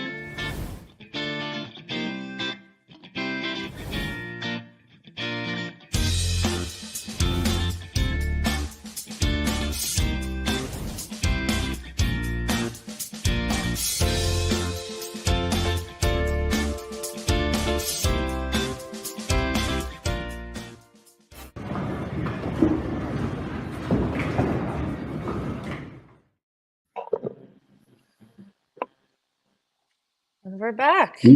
Back for some more excellent bowling.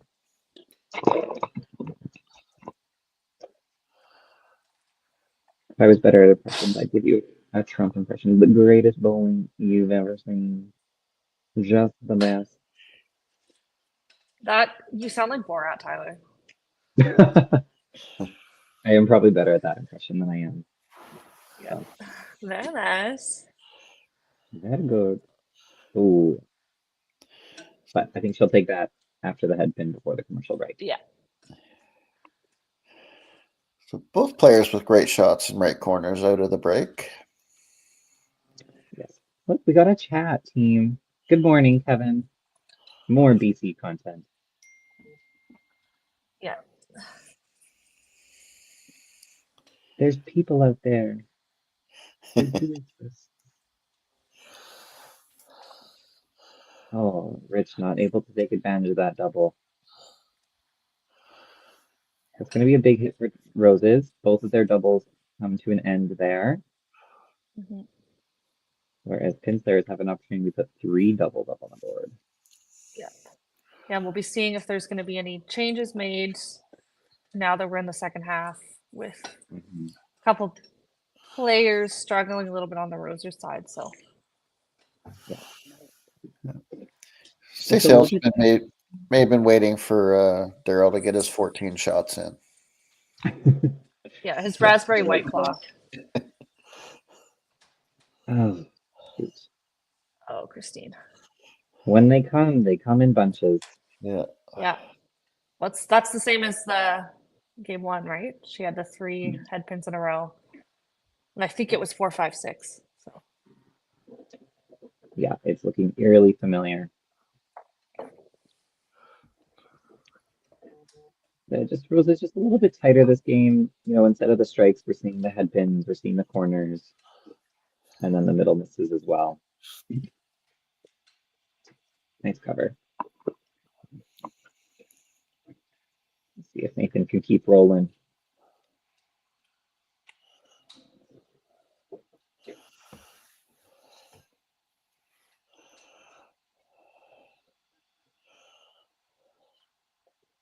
Oh.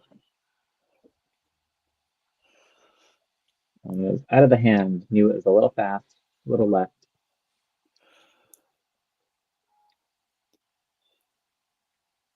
Yep, and I'm sure Stacy is happy that when you're deciding between two people on a move, it's always nice when you make a move that the other person that might have been consideration comes back to strike. Yes. yeah. Very validating for the coach. Yeah. Yeah.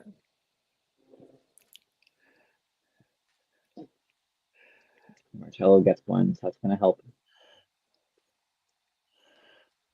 Because he is locked in now, so he's going to have to put some work out there to catch up with Nathan.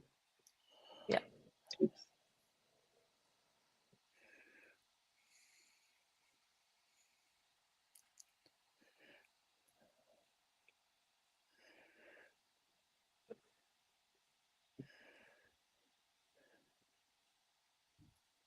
And again, shots on doubles are just that much more important and can affect the score so much, right? Yeah. Yeah. Just, we were looking at totals up to before Sean shot there, and they were up 80. And whenever you're on a double, you know, the swing between having 75 for 3 frames or 135 for 3 frames can be huge. Very much so. There, gets to spare that time. And Sean will be happy with 100 for 3 now. So a good frame for the Roses, 2 spares and 2 strikes.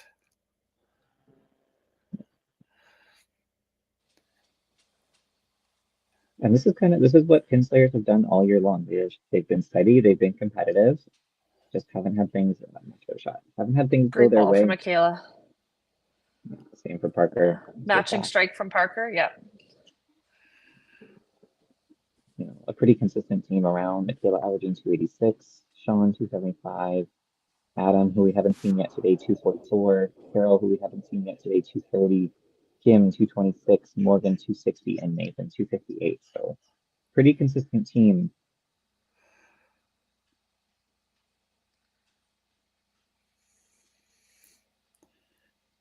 Oh, great shot. Nice. That just exploded when it hit the pins. Yeah. Yeah, you can see her ball just churning down the lane. She gets so much roll on it once she throws it well. Yeah. Absolutely. Daryl gets the rose of the corner. A little bit more to work with. Nice there.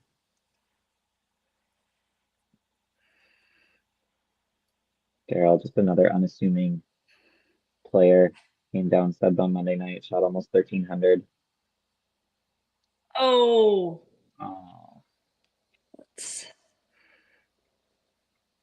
Thought she might get away with one there.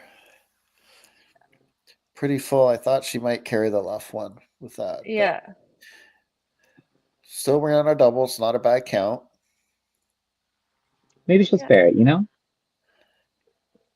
That would be That's very exciting. slow little roll. Just throw it across.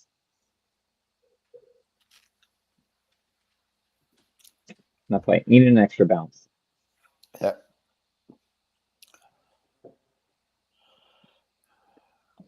Rose is looking a lot better after the commercial break. 9 or 8 marks so far.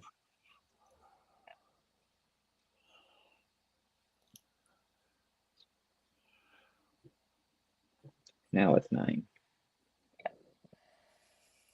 Definitely the way you want to start things up after the commercial and having a few bad frames heading into that break. So Yeah, absolutely.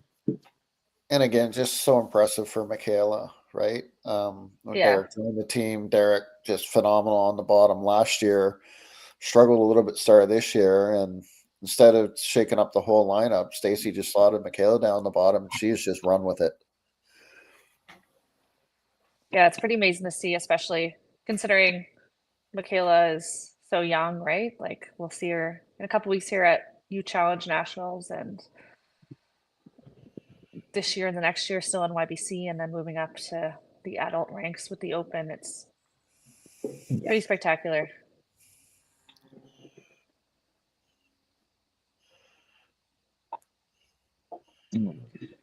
Oh, it's a little bit right for Sean. Yeah, just a push. Tried to, Yeah. I think he throws for that right pocket, a little bit of a backup, and Yeah. Just a little quick and hold through. wow.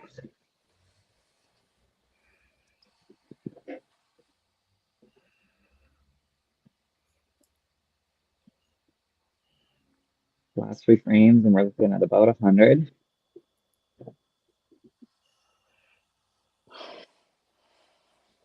Yeah, one double on the Roses side, one double on the Pinslayer side. Lots of marks working. Still 3 frames left, so lots of pins. And this match for Parker, very similar to the last game where, up almost a ball with similar marks the whole way. Yeah. Yeah. That's going to help put a lot more space between them. See, Michaela just stepped out of that shot like 1 second earlier. Didn't have that enough roll on that ball to get off the head pin.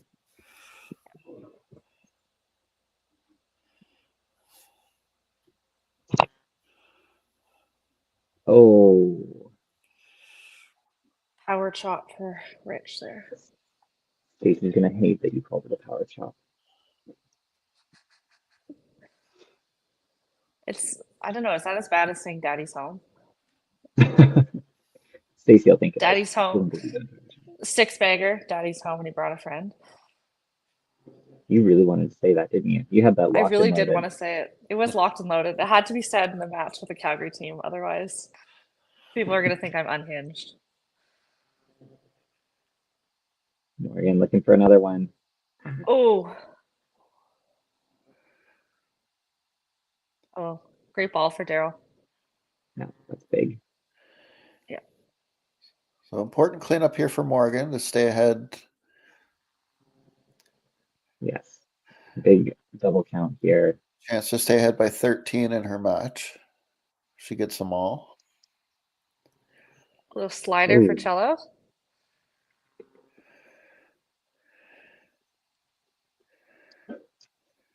Kayla's complaining the high five is too hard. I broke my hand. Hey, but what's worse, like a really hard high five or one that's just like a little tap? Oh, those are the worst. They're so sad. Yeah. Like they don't hurt, but they hurt like emotionally. Physically fine. Oh, got a little bit extra. Nice. So still going to keep her in the lead by 5, assuming Rich goes to strike. This is kind of the opposite of what we saw last game, where Rebels, made that little push, 7-8 against the Roses. We'll see if Roses can make that push and convert this time.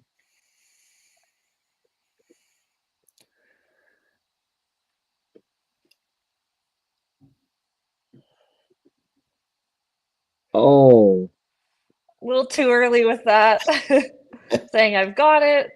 Never mind, not quite. I think she really liked it. We've all It just done it. took off a bit at the end. Yeah. Yeah. We've all had that ball where you go, I felt so good though.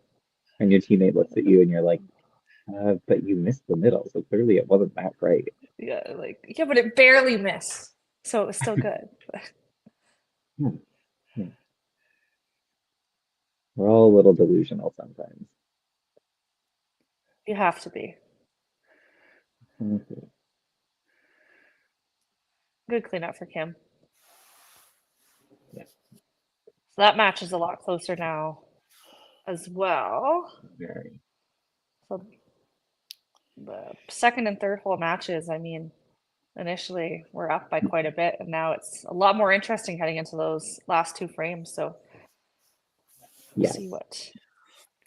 And total's now a lot more interesting as well. Yeah.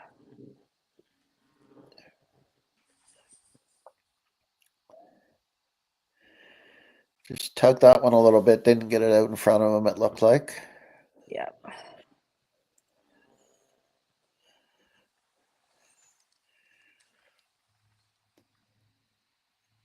But I'm not going to spoil anything from the other stream, but the Kingpins must have updated their cubicle system. And I've never seen a screen that looks like that. It is like toxic sludge on the screen in the best way possible. Like lime Okay. green and neon pink. Yeah. Well, the Trash Pandas had that when they started last week, and then they had to go That's change it because wild. we couldn't read anything. I had It them was like for 3 games in a 5-game show last week, so I'm used to it. I've never seen anything that looks like that. because it has the white. It's the white font too, right? Yeah, yeah. They can definitely change They've it got because we got them to change it last week for. Yeah. it doesn't look too bad. They've got like the big numbers on the end, so you can see it pretty clearly. But Okay.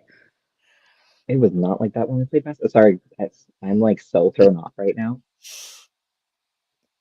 Now I Oh, want to good watch it. shot. Good shot off the 3-pin for Sean. Ball just didn't deflect over. Yeah.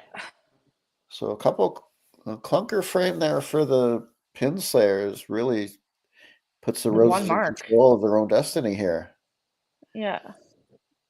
Definitely need to have a little team breather in the back and come back 9 and 10 and be as solid as you can. Can't afford to give anything else away at this point. Another good ball. Another player who just has so much stuff on his shot. It touches the middle and it just explodes. Yeah.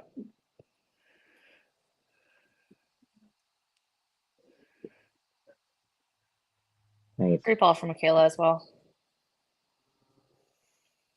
Well done, Rich. Brings that match right back. Very close. Yeah. And I think when you're Brings playing, even though it's remote, when you're playing the Roses, right? When Parker's on a roll, he gets up there and throws a strike. Then Rich plays so fast and throws so many strikes. Like Yes. sometimes you're playing them and you look up and you've only thrown one ball and they're on their third or fourth bowler. Third bowler. Yeah. Yes. Bit of an unfortunate head pin and a miss for Daryl. And Morgan just pushes left, really opening the door for Rich here. She's going to need to spare.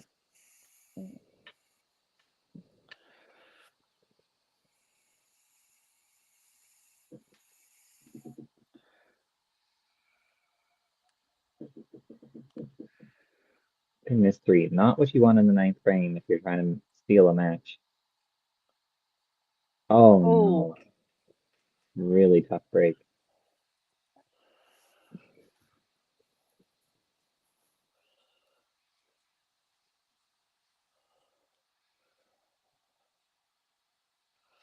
Good cover for Cello there.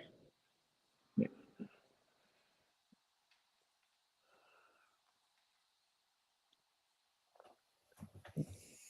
All right, so keep your eye on that second match. It's going to be a tight 10th frame.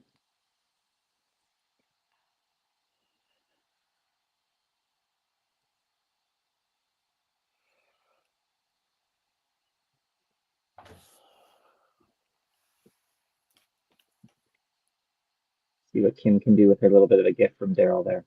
Yep. Michaela not quite liking that set. Oh no. Ooh. Matching head pins with Daryl. Oh, thinking about it. That's a tough one. She's been playing well. She only missed the middle twice. Yeah. Yeah, In control of her match. I would leave her in. two doubles with another good shot with a corner and a set of aces. That wasn't bad. Yeah. Yeah, yeah, just kind of let her take the sticks. But I definitely get that feeling, right? Like at this point, you're looking, you need a change in energy. You need something to just be a little bit different Yeah. Yeah, you going want into to that. you want to protect the match, but you're also total's still very close, and Yeah, Mhm. they've now fallen behind in total, and that double with Parker is going to be dangerous for sure. Michaela leaves the bottom unprotected though, to open there. See if Nathan and Sean can put some pressure on. yeah, after the double by Parker and Rich, Roses kind of let Pinslayers off the hook here. Yeah.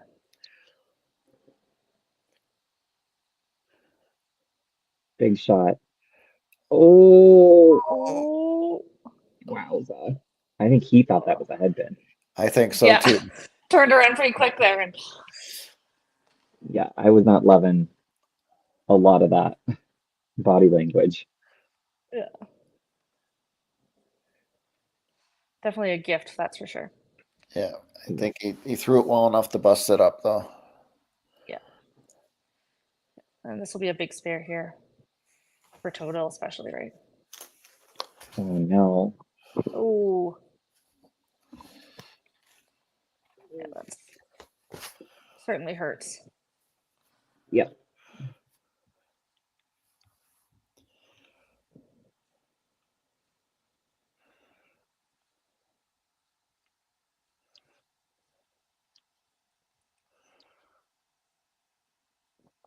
All right, let's see if Sean can get an easy sandwich of strikes out there. Yeah, a strike here would put them up by one, but Don't wanna do shy. more. Yeah, that Parker double Yeah. looming Parker large. double. Yeah. Gets it to go. Yeah.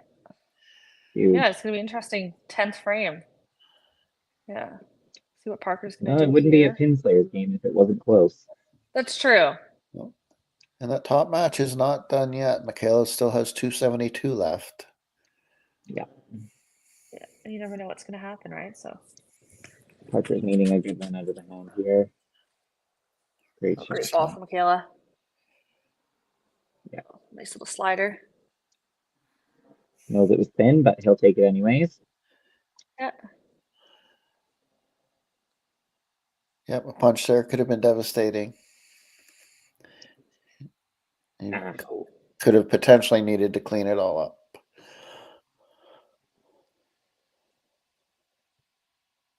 Woo! There we go. We get a Yahtzee. Oh, there we go. Lovely. So 242. That's a hard working game for Michaela. A couple opens in bad spots. Run that one out. Great game for Big him game. there. Six back to end. So. And I want to say Michaela's had a ton of big games thrown against her this year. Yeah. That lead spot is just so tough in this league. Yeah, and she's so solid all the time, right? In that leadoff position, and just There's a great Nice. shot. Great shot for another Rich. good ball for Rich. Yeah. So she's got 292 left. I think Rich has 317.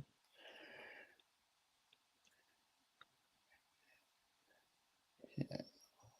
So Rich basically has two shots to get a count to shut her out. That'd be good. Yeah. Not much for messing around or drama. He's going to throw the double. Yeah. Good shot for Morgan. It's going to help total. Great ball for Morgan. Yeah.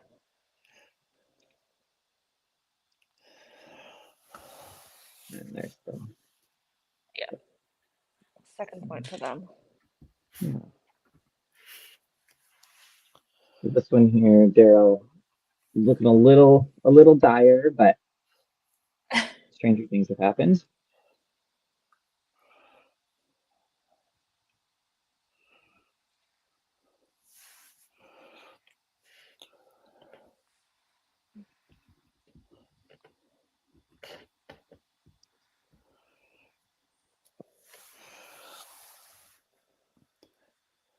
A huge 10th frame so far for Roses. Yeah, another great ball from Daryl. They're really wanting that total for sure. Yeah. And again, for the pin slayers, like over 520, the top two spots, and they lose 100 sticks. Yeah. Same as Rich there. Oh, Kim's got. Kim has got the match. 5 will be just enough. Stay behind the line.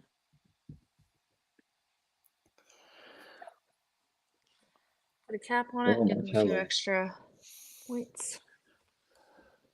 Oh, Marcello will be facing some trash talk, as Stacey says.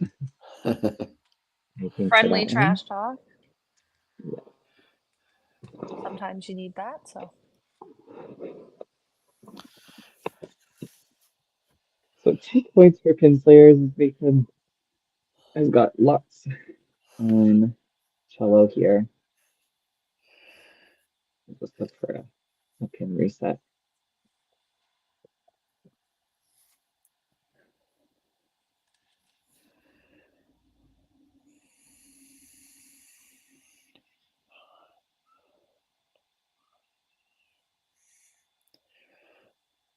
Oh, That'll hurt. yeah. They're at the point they would have needed a miracle to go off the sheet and have something really bad Yeah. happen with steal totals, but Yeah. definitely decided now. The only thing left to figure out is if Sean can go off the sheet to force Michaela to mark. Yeah. Michaela's sitting at 308 max and Sean 282.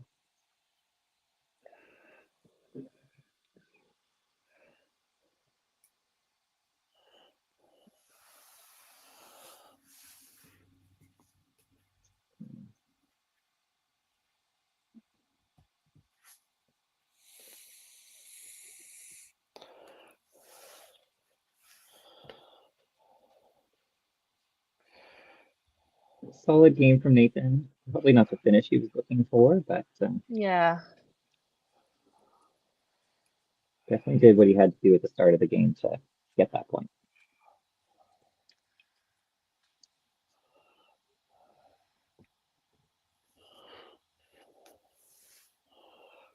Oh. Tough finish for the Pinslayers. It looked so promising after the first 5. Yeah, and a lot of punches down the stretch. A few misses too, but yeah, it's tough when you're in a game like that to make polls because you've just watched everyone throw so strong for 5 frames. Yeah. And then you're running out of time. Probably one of the worst positions you could be in as a coach. yeah, that 7th frame was Sean open, and then the 8th frame top 2 punch. The next 3 missed the middle, and then the Roses just jumped all over it. Yeah, 13-40. Same story. Yeah, some great matches, but yet again had some big games thrown against them and couldn't. All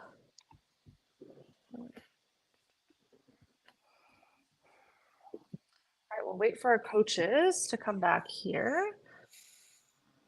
All right, so we have Tyler, if you just want to ask some questions, because I'm going to get everything set up for the next match. Absolutely. Welcome back, you two. We'll start with Stacey, another win. Done for the day. How is the team feeling knowing that helps a lot for standings? Pretty good. You know, I mean that it was more of a tougher game altogether, and we made up quite a bit of ground there. So again, with the thick skin comments, I think that's what carries the Roses through somehow. But you know, feeling pretty good with 2 matches to go. You know, the playoff picture looks pretty good. Yeah, that puts you to 53.5 points now. You've passed everyone that's played a similar number of games, and now 8.5 behind the Rock and Rollers with 2 to play. Good chance to get Yeah. into first. Yeah. Is there anything that you said to the team, that like 6-7 frame mark to get them going, or did they handle that themselves, knowing that you're on the line? Well, we talked about if we should put Derek in from the back for Cello because he had more strikes thrown today than Cello did at that point. But we had to score keep too because we have to keep Derek busy. Yeah. So he's laughing right now. He's like, I was in. And Yvonne, I mean, that was such a great start for you guys, and really Yeah. tough finish. What would you like as a coach? We were talking about that's a hard position to make polls just because everyone was playing so well. Is there anything you thought about doing? Anything you're going to try next match? Well, I'm going to change it up next match. Going to put in Carol and Adam. Yeah, there's not much you can do, right? They're all hitting and they're all cleaning up their wood. They're, and they were close to their matches. It just started to fall apart a bit in the end. So, not much you can do as a coach. Yeah, just too many head pins laid after the first 2 players punched in. Yeah. It was like the next 3 didn't want to punch, and then the Roses threw so many strikes that all of a sudden they picked up so much ground so fast. Yeah, exactly. Yeah, it's tough. So, and they bowled well, so they got nothing to be ashamed about at all, and they did their best. Yeah, absolutely. Well, hopefully they can take a little 30-second break here and come back with that same great start for your next match. All right. Well, have a great day, Stacey. Hey, thank you guys. Have a good day. We'll see you. Good luck. We'll see you again shortly, Yvonne. All right.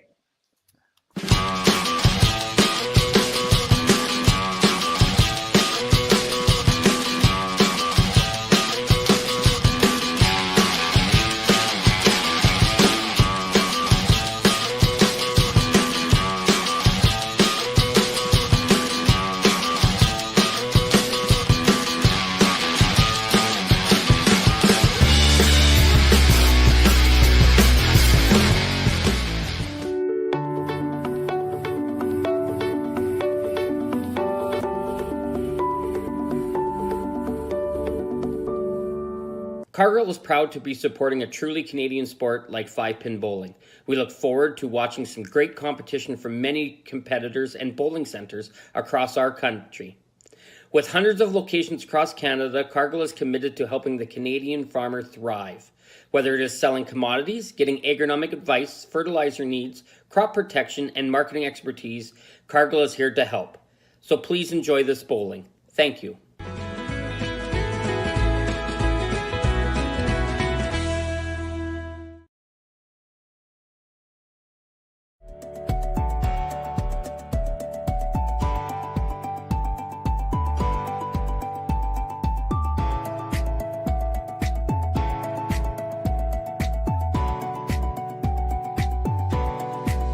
Financial freedom begins with financial literacy.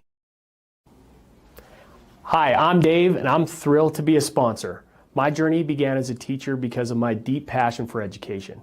I brought that same passion into the financial world to help families achieve financial freedom. Financial freedom isn't just about having more, it's about knowing more. That's why I'm here to help you make smart decisions with insurance, investing, and lending, all in one place. I'm Dave, and together we'll help you achieve financial freedom.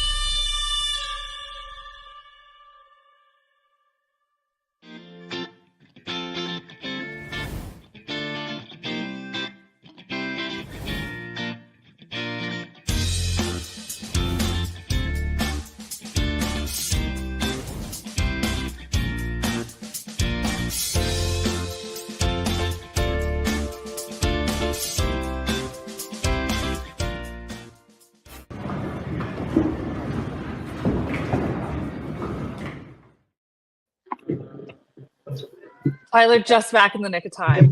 I was like, it's just going to be me and Steve. Nope, I'm here. I'm ready.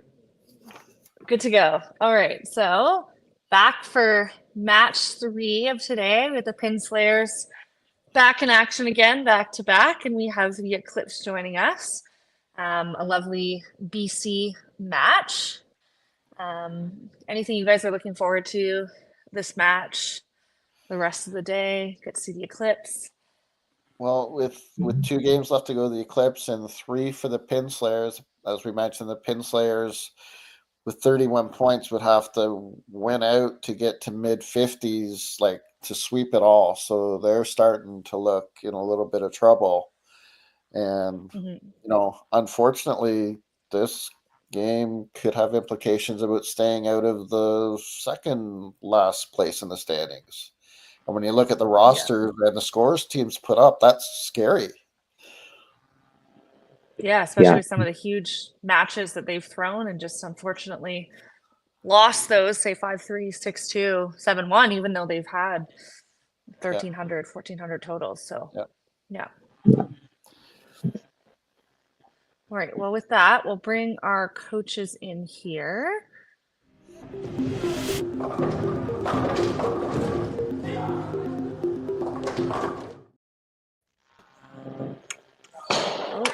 Hey, Yvonne. Hi. Welcome back. Hi. Bailey. We're missing one, but how we just talked to you. You told us you were going to change things up. Did you have any words of wisdom for the team on your 30-second break? Yeah, it was a tough loss, so we're hoping to get this one under our belt. As you said, it's we could be in the bottom 2 if we don't win this one or the next one. So now we're digging ourselves out of the bottom. And probably, a best scenario to be right back in action. Yeah. In baseball terms, it would be the great thing is you lose a game, you get to play again tomorrow. So you're right back at it right away. Exactly. Yeah. So hopefully another big one, and this time we get some points. Yeah. And Yvonne, you talked about making a few changes to the lineup. Yes. What are you guys going to start out with? We're doing Michaela, Morgan, Carol, Nathan, and Adam. Great. Awesome. Technology. And then we have the Eclipse joining us now. How are you guys doing this morning? We're still good. Morning for you guys. Yeah, it's still morning. We don't have like the early stuff, and I didn't have to wake up extra early to do commentary like last week. So, team wise, we're good. We had our interiors here the last 2 days, so we've all been playing against each other, but in a friendly manner. We'll put it that way. So, just looking forward to the last 2. Hoping to get the number we need. Maybe be a spoiler if we have to be, but just ready to play. Yeah, what's your lineup looking like? So we're gonna go with Debbie, Mike, Bailey, Lindsay, and myself, and then we have Trevor and Bradford on the bench. Matt is unavailable today, and Natalie is out. She's ready to play. Hence why you get to look at my ugly butt. Don't say that. All right. Well, best of luck to you guys and your teams, and we'll see you again after your match here. Okay. Play well. All right. Well, we'll just run through our rosters again quickly. So for the Pin Slayers, we have Kim Sundin, Sean Eby, Adam LeBlanc, Carol Minton, Morgan Theedham, Nathan Wymore, Michaela Eby, manager Yvonne, who we just saw, and they're bowling out of Duncan Lanes on Vancouver Island. Then we have the Eclipse. We have Bailey Lawson, Chris Bradford, Trevor Rikwalski, Mike Elder, Matthew Griffin, Debbie Ely, Kyle Young, Lindsay Christensen. Manager is Natalie, and they're bowling out of Lincoln Lanes. Battle of BC. Yeah. And as mentioned, it is scary looking at these rosters that could be playing for to avoid the relegation round. Yeah. I had a quick look at the Pin Slayers season. They got off to a rough start. Rock and Rollers beat them. Oh, sorry, Eclipse. I meant the Eclipse. They're on the same page. We had our best game of the season against them, their first game. So we beat them with 14-34, and then they lost to the Carnage 14-62, 13-65. And then it's battled for them ever since. And, another key game for them, they lost 13-13 to 13-04 to Pinsanity.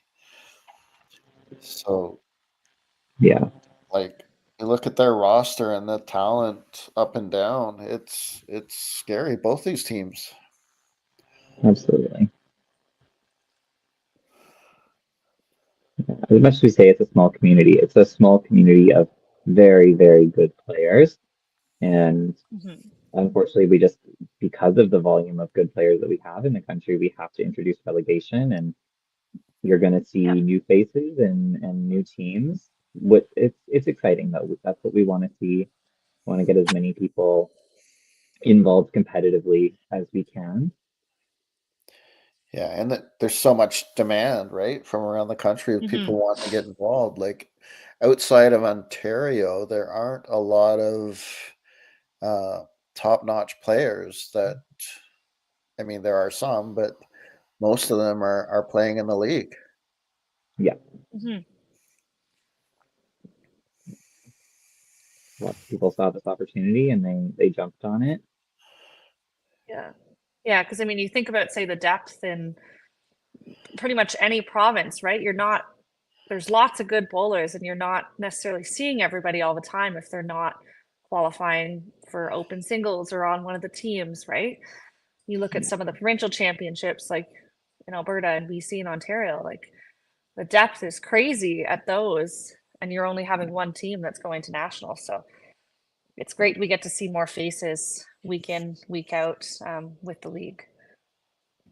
Absolutely. And this is Bailey that's bowling. He's just wearing Matthew's shirt.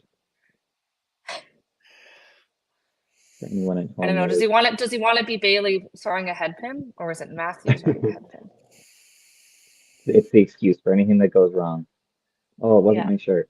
That was Matthew. That was not Bailey. Yeah.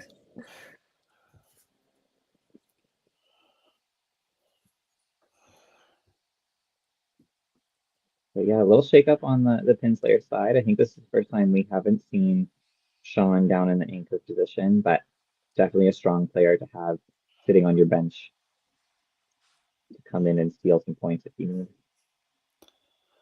Yeah, definite. It's always nice to have weapons on the bench. You make sure those pulls where you're a little indecisive makes them a little easier. Yes, absolutely. Got a lefty here with Lindsay. The southpaw action. Lindsay's been phenomenal this year. She's actually on, Trevor been 281 for just 32 frames, but Lindsay has been solid, 279 for 76 frames. And, the Eclipse have not played as well as you would expect, or I'm sure they would expect. Only one game over 1,200 their last 5 games. Kyle 248 for 94 frames, Mike 233 for 80, Chris 241 for 44, Debbie 226, Bailey 245, and Matt 225. So not numbers we're used to seeing from the likes of those guys. Yeah, definitely something they probably expect to. They expect those numbers to be a little bit higher, and we do as well. But sometimes that's just the way bowling goes. Well, in this league too, like speaking from a managerial standpoint, when I'm trying to come up with a lineup or a or even a roster, right? Because we have 8, so you have to sit someone out who's really good. And the season is such a short sample size. One big game or one bad game, if you play the whole game, can really skew or increase your numbers. Yeah, absolutely. And I think this is a little glimpse into what Eclipse has been dealing with. We've hit the middle 4 times, and we've got or 5 times, and we have 4 corners. It's one of those situations where they just haven't been able to convert those into strikes. And in a league like this, where you have almost 10 people averaging over 300, strikes are really important. Yeah, you can play a great team game and grind out at 1280, 1290, but if you're not having people throw strings of strikes or runs, you're more often than not going to win. Yeah.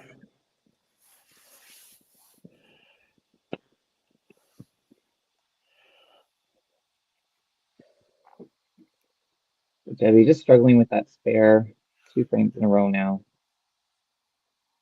You listen to Gino from Alberta. He says, miss a corner, run a 7-bagger. So we'll see what she can do.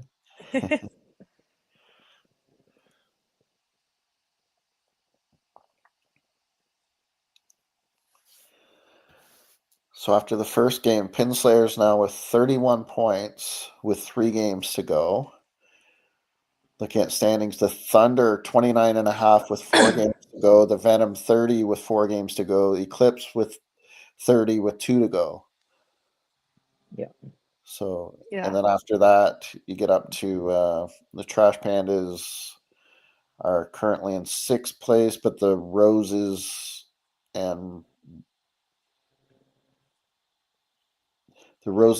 definitely passed them already. Rebels, a decent chance to get to where they are.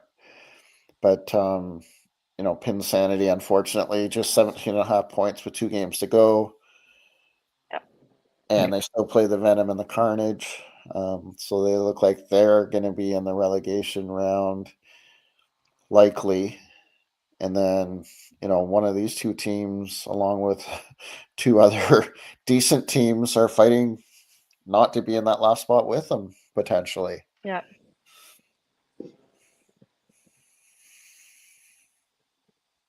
Better sticks from Bailey already. Hopefully you can sort of turn things around in the third frame there. Not get off the middle, but just hit it in the right spot. Carry something a little bit better. Ooh, that one got away from him for sure. Ooh. With the way he throws the ball, that timing is so important, right? That his hand is coming through Oh, yeah. kind of right beside his foot. A lot of push into the angle.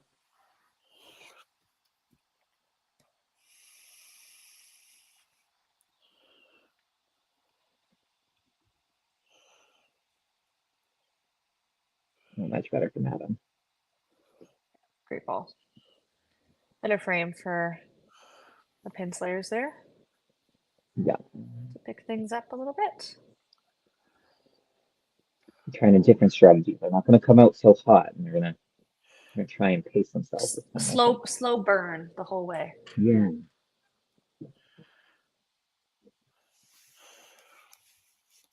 Just kind of lull the other team to sleep rather than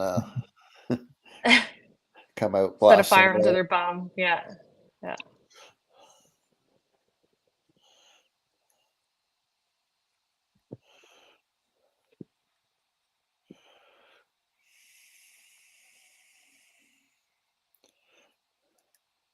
Oh. That one was pretty solidly on the middle.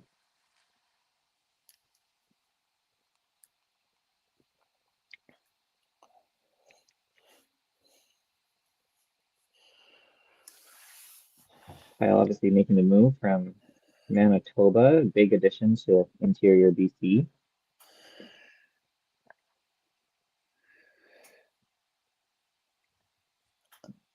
Yeah, and that's also, makes it more surprising with where they are in the standings with adding, an established player like Kyle to an already strong roster. Mm-hmm. Yeah. But as we say over and over, the whole league is just so strong. It's a fine line. Very much so. Unless you've got 6 or 7 people on your team averaging over 290, and then it's easy.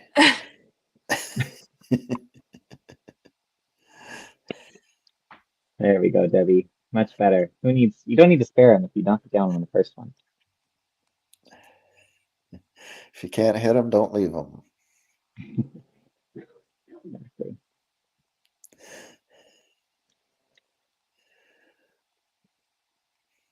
That's what they say. Oh my goodness. Watch that pin. I don't think I've ever seen a messenger in that pin. Morgan, knowing that was not her best delivery.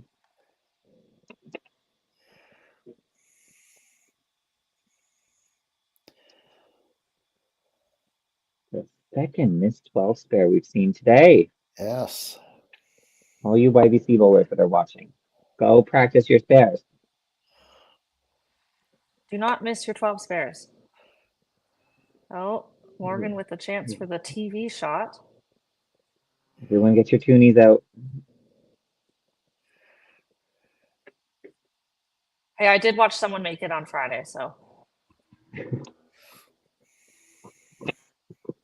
One of my teammates made it on Monday. Oh, I love that. It was actually you, Tyler. It was not me. He's like, one of my teammates. He talks about himself. No. Oh. It was the right attempt. Not quite. Good attempt, yeah. Bailey's going to try his own attempt at it here. And the good news for Morgan there is she won the frame and actually still has a 2-point lead. Exactly. Funny how bowling works sometimes, I swear. Every time someone throws a 3-pin, it's like, okay, I've got a chance. And then they go and spare it, and you're like, well, never mind.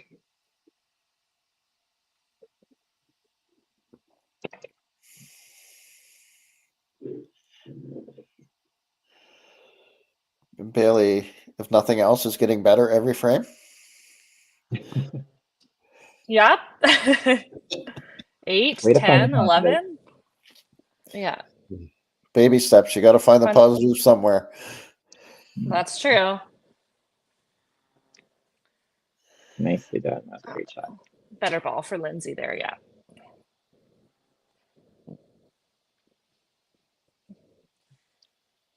I'm sure Carol Kyle can is looking take to it get next back one. on it here. Desperate Pick for them a up. strike. Yeah.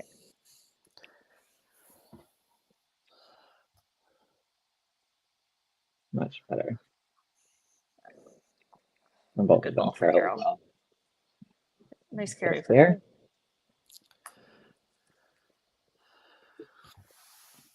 As I mentioned earlier, I'm not all that familiar with Lindsay, but she, for me, has been a standout in the games I've seen, like averaging 279, playing all but 4 frames for her team. And, when you look at the numbers the other players on our team are putting up, 279 is really, really good. Yeah. And that's why she's in that Every fourth time spot. every time I've tuned into one of the matches with the Eclipse, it's just been Lindsay, star of the show, throwing some big games. So we see somebody warming up there on the side now too. So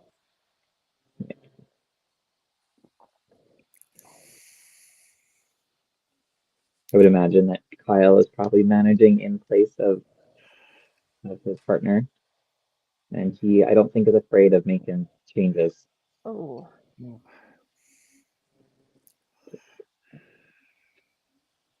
Well versed in the world of the Open and Youth Challenge.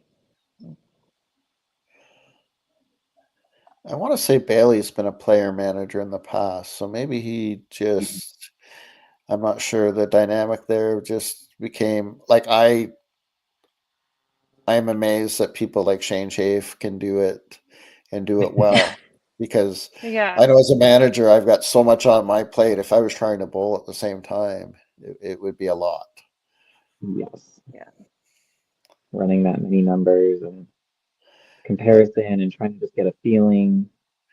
Well, and oftentimes, especially when you're playing back to back, you get to the end of your game, and even if you've made your moves that game, you're going through your Rolodex of, Yeah. next game, especially if you've got all 8 players there, and you're like, okay, who am I sitting? Who am I starting? And what lineup am I going with the 5 that are starting? Absolutely. So be trying to bowl, especially at the end of the game at the same time. That would be a lot. Ooh. Another corner for Debbie.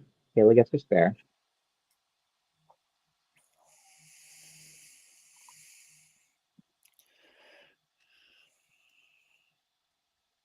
The big spare for Debbie, keeping herself in the match here. She's figured out the adjustment. Yep. And knows it. Keeping the marks going for her there. Yeah. And I think psychologically too, when you're throwing well but you miss a couple spares, you get dejected and feel like you're bowling much worse than you are. Yeah. Yes. Right? Where she's throwing four great first shots, you just happen to miss the 2 spares. Yeah. Yeah, and you look back and you're thinking, well, shoulda, coulda, woulda. If I would have had that spare and I would have had that one, I would have had X many more points, and that doesn't help either. So. Yep. Exactly. The same token, you could easily be on a 4-bagger. Yeah. Cover. Mike looks like he threw that one out a little bit more. Yeah, first one looks like he almost threw it down into the line and just totally changed his angle. Great Carol ball from says, Carol. no problem.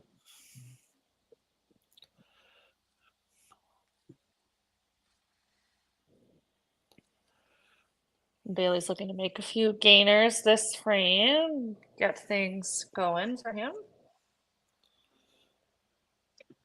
Ooh, gets it to go. I wasn't sure. There we Kind of go. fell out of that one. Yeah. Okay, but they all fell. That's what matters. And you would assume that was a stay-in shot. Yeah.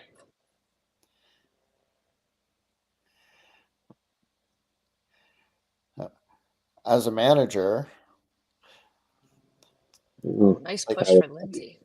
if he was on the hook and you were going to say, okay, strike, or hitting the middle and getting a spare keeps you in the game, but what happens next frame? That's always the curious scenario for me, how people look at things. Yeah. Does it stay as a 1-ball rule, or did you like earn a +1? Right. Because if you miss the middle and you want to make a move, but then you're putting someone in.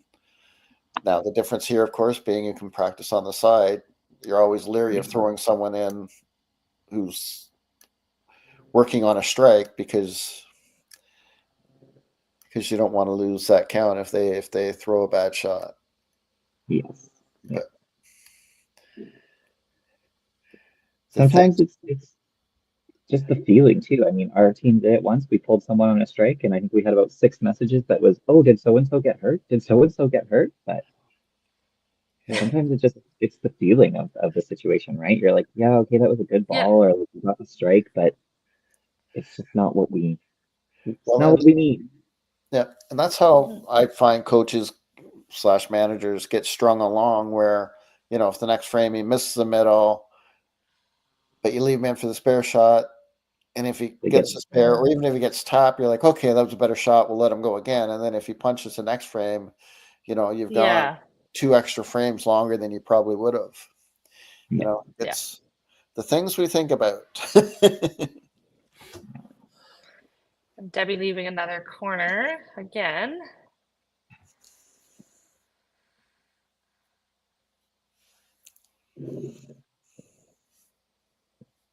Gets it again, though. She's got it now. Again. Yeah. Locked and loaded. And conversely, looking at like Morgan's strikes are so good. Mm-hmm. It's just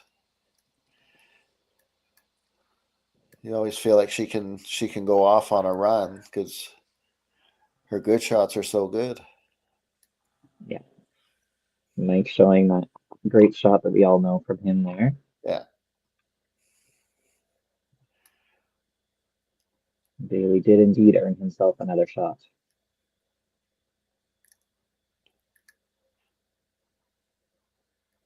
Ooh, that one to Just push. fell over. Yeah. She gets a lot of power on that ball with that roll. Yep.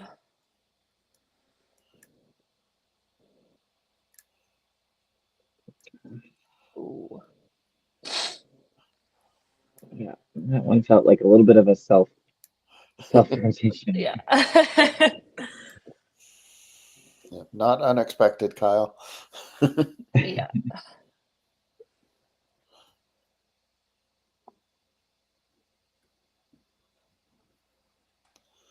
Ooh, Oh, wow. another good ball from Carol. A great push. Yeah, she's not going to give them any chance to. Yeah. Yeah, and as if last game was a lesson and shouldn't be for at this level, but just a reminder: always keep your foot on the gas. Yeah. Yes. Yeah, absolutely.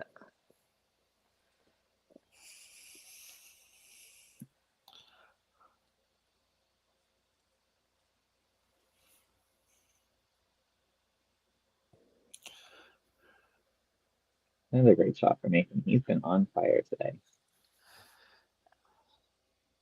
He's been playing great. Been a huge asset for the Pinslayers team.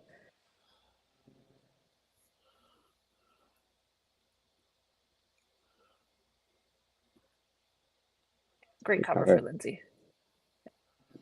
Solid.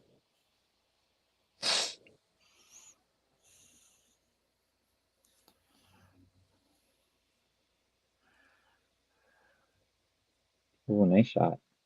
How did it go?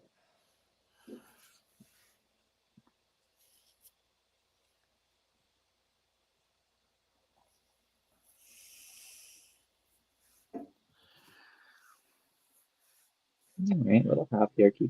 Keeps Kyle in the lead for now.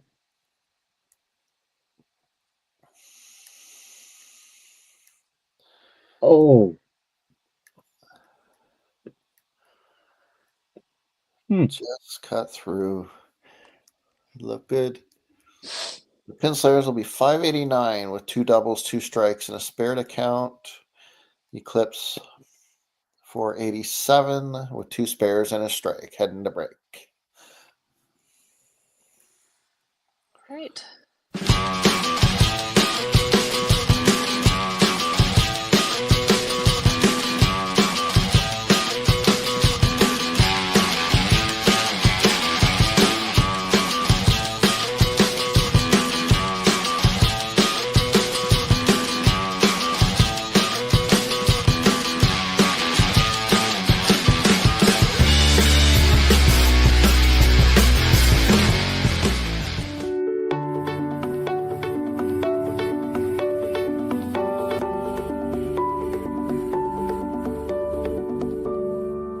Cargill is proud to be supporting a truly Canadian sport like 5-pin bowling. We look forward to watching some great competition from many competitors and bowling centres across our country. With hundreds of locations across Canada, Cargill is committed to helping the Canadian farmer thrive. Whether it is selling commodities, getting agronomic advice, fertilizer needs, crop protection, and marketing expertise, Cargill is here to help. So please enjoy this bowling. Thank you.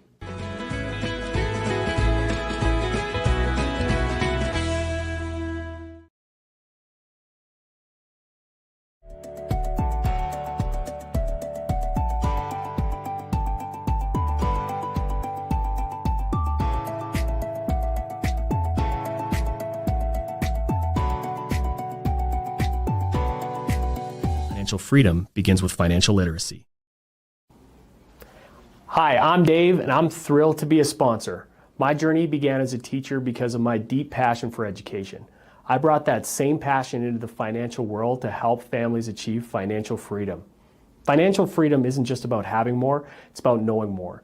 That's why I'm here to help you make smart decisions with insurance, investing, and lending, all in one place.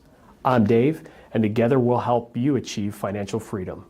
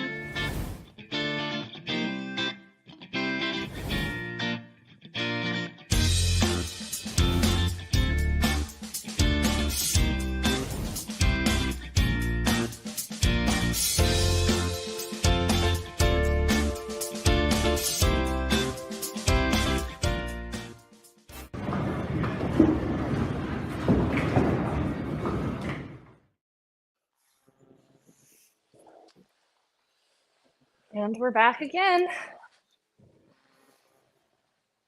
You are indeed. Pinslayer is definitely throwing a great 4-5 frame there.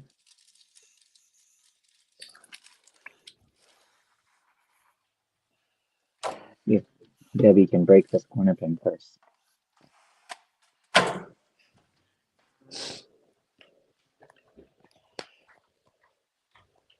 Oh, that's not the way to do it.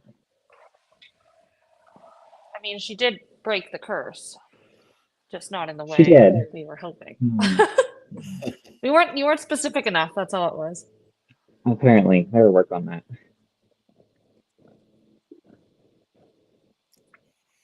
Yeah, nice hat for Michaela. Super solid.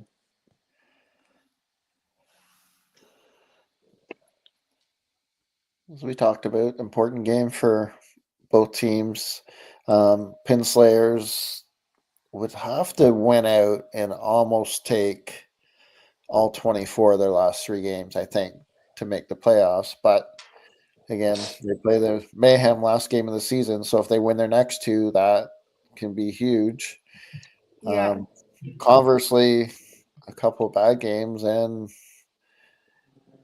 they'll be in the mix trying to stay out of the bottom 2, along with the Eclipse. And looking at the Pinslayers scores, it's hard to believe they've had 1 game under 1200.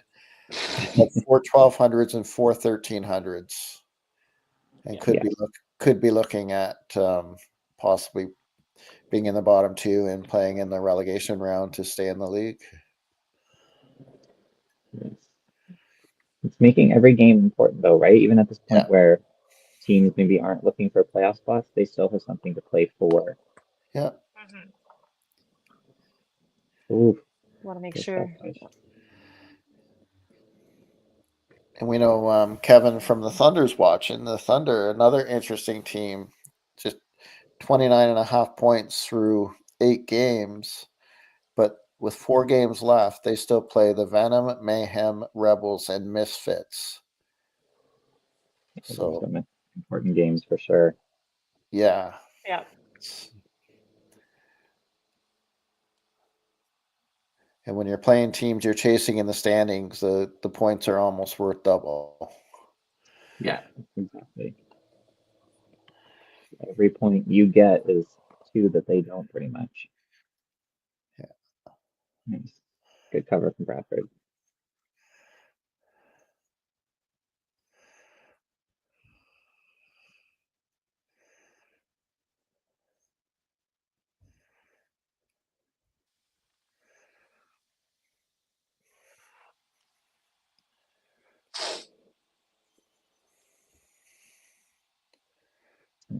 Carl just misses that corner. Gonna give Bradford just a sliver of a crack of a window of an opening.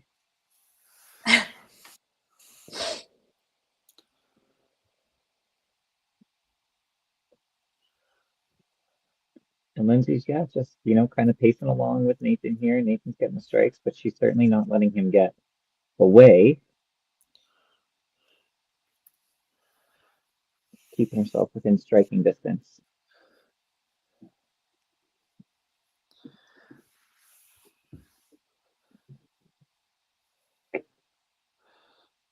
Decent frame out of the break for the Eclipse. Another one. Ham bone. Ham bone.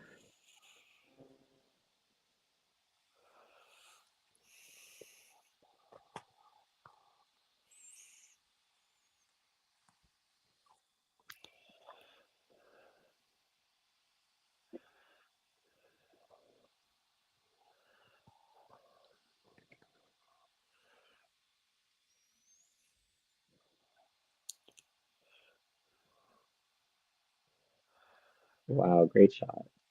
Yeah. Knew that one was good. Yeah. He got a lot of confidence out there. A much better frame for Eclipse, though, out of the break there. Got 4 marks. Yeah. See if they can keep that momentum going. Yep, and that's where you just have have to keep at it, right? They've only had the one double on their side so far, and it's tough when you're looking over and seeing a bunch of strikes on the other side. Ooh. All right. And Debbie, in her own coaching expertise, says we got to make a change here. Yeah.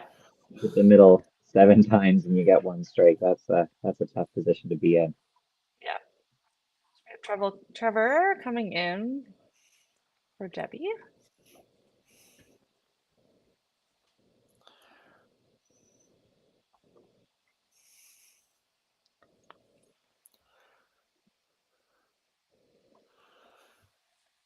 See if Morgan can find the middle again with this shot. A nice little strike.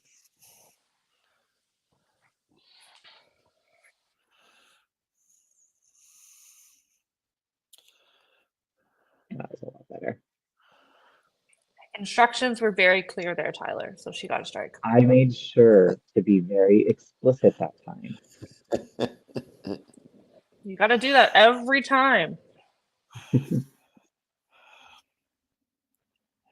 again, so like Morgan's game, so hard on her manager because she missed it 4 times, but her spare shots other than the third frame have all been money. Her strike shots have been money.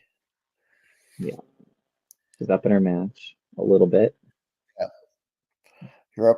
You're up in totals right now, so you're not necessarily. Yeah, I don't need to change the energy of the team or anything like that.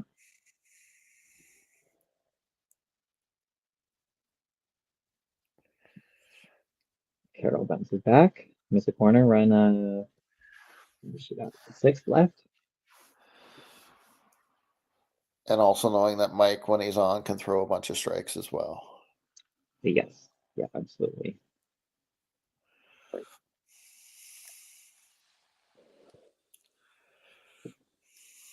See what Mike can do. Looks good. Yes. Yeah. Great, Yahtzee.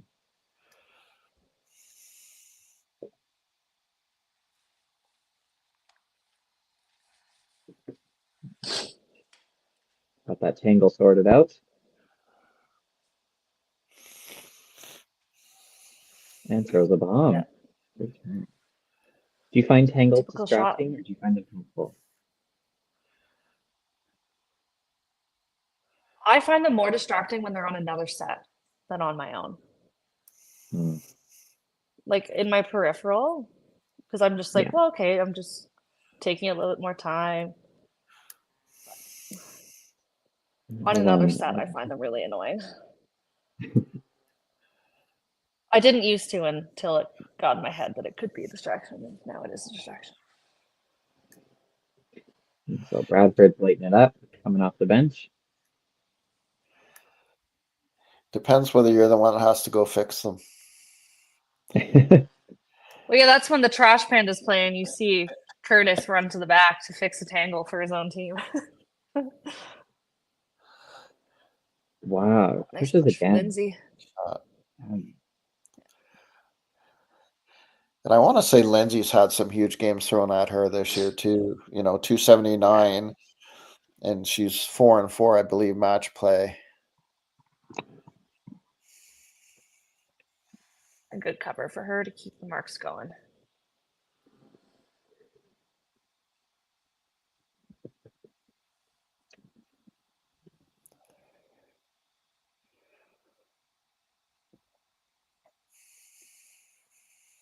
Another good one out of the pile here. Looks pretty good. Nope, never mind. Nope. Bad body language.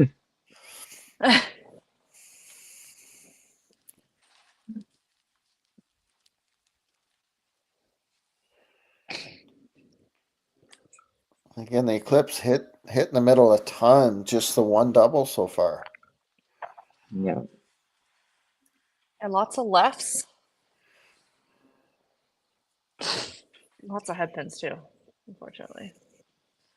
So with that massive frame from the Pin Slayers, that's about 190-ish, 180 points. 186 if I'm really, really good at math, I think. A nice little cushion, that's for sure. Those two doubles working at the bottom too, right? So, Yeah. Oh my gosh, oh, another one. first spot all over the middle, just Yeah. Looks like Christine out there. We've seen that 3 head pins in a row before. I know. Seems to be a theme. Every match we see today that we're seeing 3 in a row and not the kind of 3 in a row you want to see. No.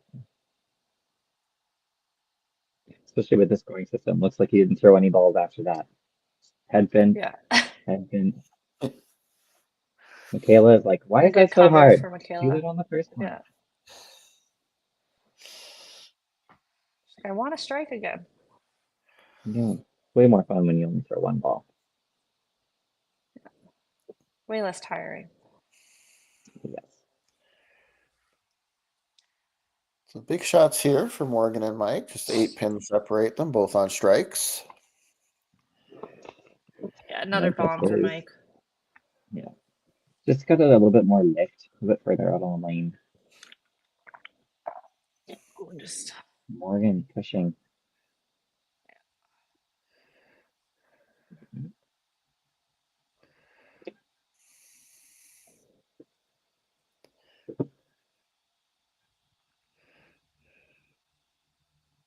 Oh, a little bit wide. it was close. Oh, it was just kind of ran away from him at the end there. Much better shot again. It's just Yeah. almost trying too hard the first ball, I want to say. It was Yeah. just much more solid and down and through her second shots. Yeah.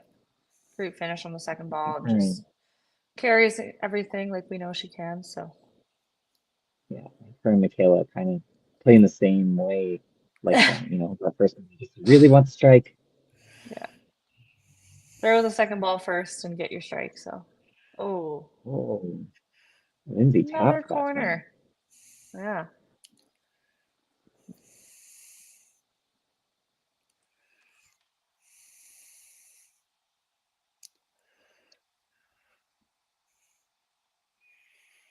I think Carol turned around before she even threw that ball. Yep. She was like, that's gone. Does happen sometimes, you know. You just drop the ball sometimes. You forget that you're supposed to actually throw it. Yeah. That's where you just listen and make sure it doesn't sound like a 3-pin. Exactly. Yeah. Or, even worse, a deuce. Yeah. You know, touch wood. We haven't, that's, you know, not been on our stream. Yeah. There may have been one on the other side, but So a few decent frames here for the Eclipse hanging around. Just the Pinslayers have not taken their foot off the gas yet. Although Yeah. three missed spares does not add. It looks good on the sheet, and it's not bad when you're on a strike, but it doesn't count for that much. Yeah. you don't want to do it too many more times. Ooh, big shot. Wait, is that a martini? No, that's a 6-bagger. 6. Right? That's 6-bagger. No, what am I doing? Yep. 6-bagger. Yeah, you're right. The beer. The beer. Yeah, it wasn't the martini. Yeah, I was like, I'm getting ahead of myself. The other alcoholic beverage. The other alcoholic beverage in the evolution, yes. Yeah, as I was saying earlier, it's just sort of the slow burn on the pin slayer side, just stacking up those marks and But man, it's working for them. 10:33 in the 8th frame. yeah. Good Oh, count for Adam. yeah. Came up in his match. Kind of interesting, right? With taking Sean out of the lineup this game and putting Adam right down on the bottom. It helps so much with the run that Nathan's got on. Right, as support for Adam, you get thrown into the game. You didn't play the first game. All of a sudden, you're starting this game. You're on the bottom. There might be a tendency to push, but the person ahead of you goes strike spare 6-bagger. It makes the job a little easier. Very Makes you feel a little little bit better, pressure. that's for sure. Yeah.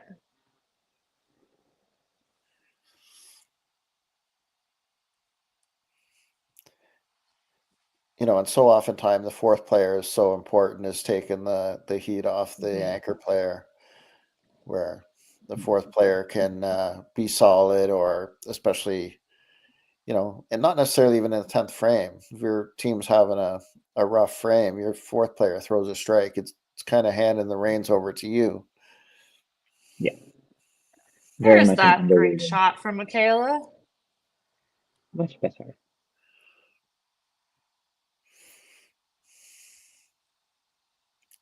Trevor, that's on the go. Yay.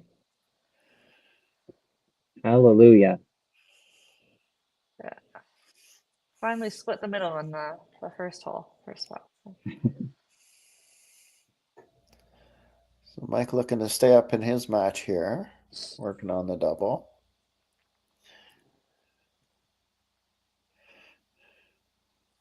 Oh, drifted left again. But Morgan finds it. Brings herself right back in play. Huge strike in the ninth frame. Yeah, Mike's throwing a lot of those balls, as you mentioned, Tyler. Just missing a touch left, where if he doesn't get that high follow through and get it out in front of him, he just doesn't come back. Yeah. I think that aggressive right angle.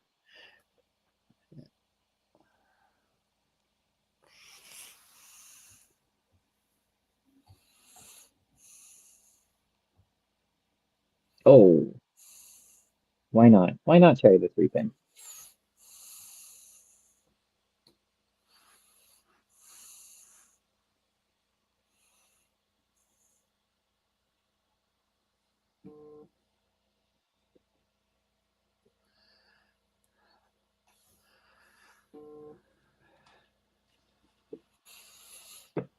Bird, I think gets away with that one a little bit. To touch fast. Super solid by Carroll. Nice.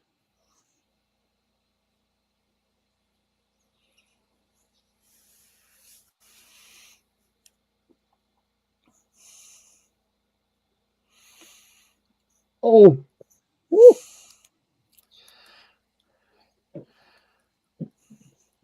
Chris, make it exciting for the audience. Anybody can hit him in the middle.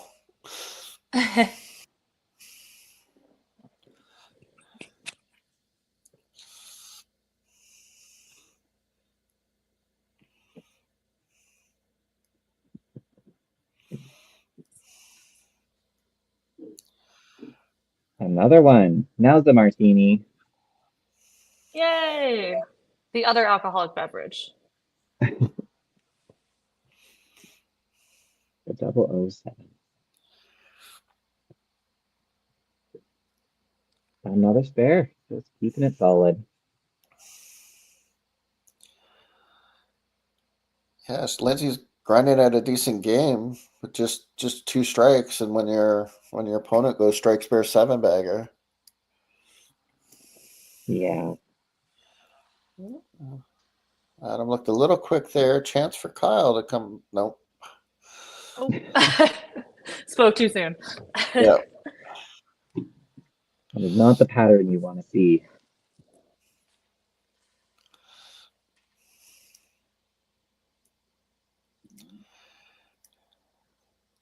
Good cover. Yeah, tough spot too when you're chasing. You can't afford to miss. Yeah. Mm-hmm.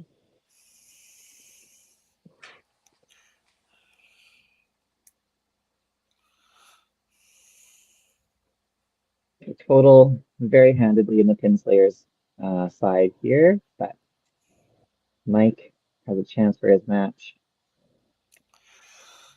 See if they can. Oh no! No! Come back! Come back, Pinslayers. We still want to see you finish. Where did you go? Yeah, I know. We want to watch. Refresh. Trevor gets that one. Nicely done. I think the internet might have gone down because Yvonne Dropped out of that. Oh, there. Oh! Oh, Look. uh-oh. Look at that ceiling. Oh, wood paneling. That's the, yeah. We'll get the scoreboard back soon.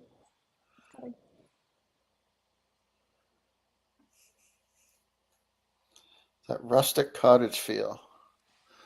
Oh, yeah. Not what I envisioned at all. Not with the I know. not with the spacey background. Yeah, it is quite a difference, right? The two.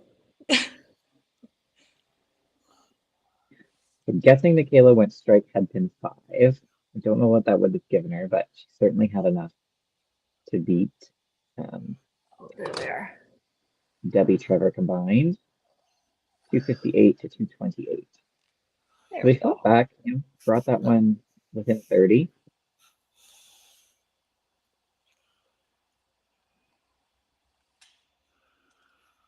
We are all right. Right. We're back Nice now. shot. Perfect. Oh, good shot for Mike. So this is an important count here for Morgan.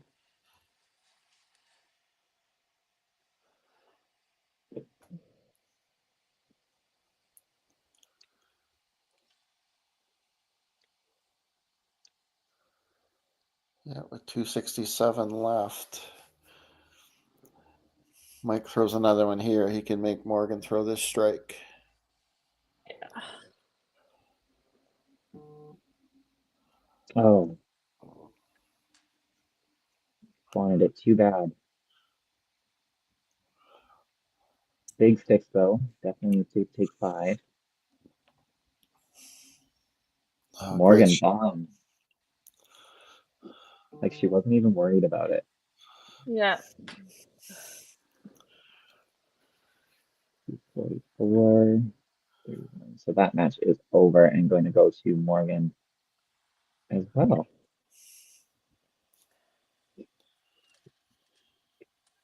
Things are certainly looking better for the pin slayers this Definitely, match. yeah.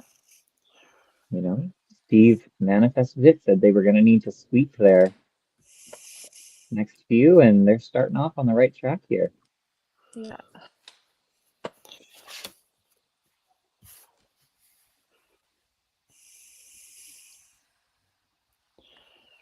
And I'm fine if they do it this game and next game. I prefer they didn't do it 3 games in a row. We see where his alliances lie. I was like, who put their towel on the?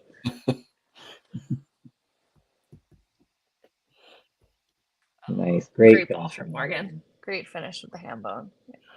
Yeah, we'll take that 291 any day of the week.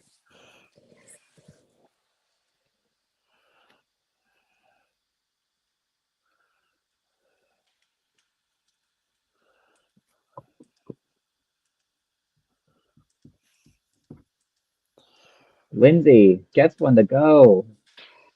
Yay! Says, take that, Nathan. Watch out, I'm coming. Oh no. Score disappeared again.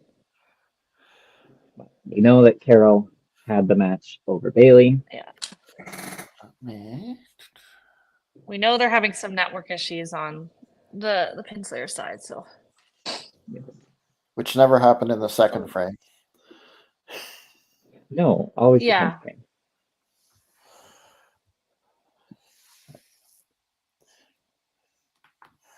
Oh, now it's back. Maybe. No one breathe. No one move. Oh, darn. It's looking to be a really, really strong game for Pinslayers here, proving that they should not be in that relegation position.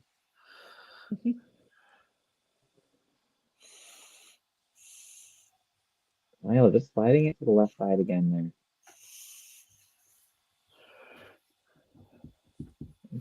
79. Super solid. Yeah. Great solid game for Carol. Morgan super strong today. 282, 291. A nice little double. A good game from Lindsay. Like 251. There's absolutely nothing wrong with that when you have 3 strikes to do it. Just on could the middle, not making string your anything. spares. Yeah. Oh, whoa. Oh, pulled that one.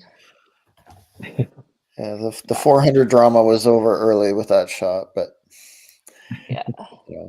Still a huge game. But got his point. That's what we like to see, so that's great.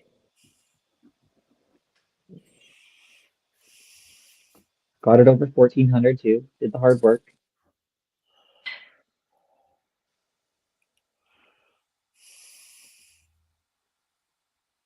Nicely done. Good cover. He's Beat like, where was himself up a that little ball bit. the first time? Yeah. Exactly. Should have been the first ball.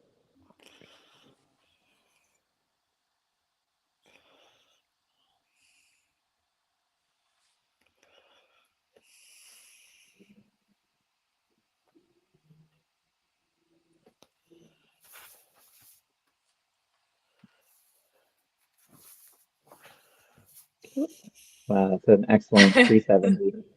That's a great game for Nathan. Clean game, knockout game. How many animations do we get for this one? The champ.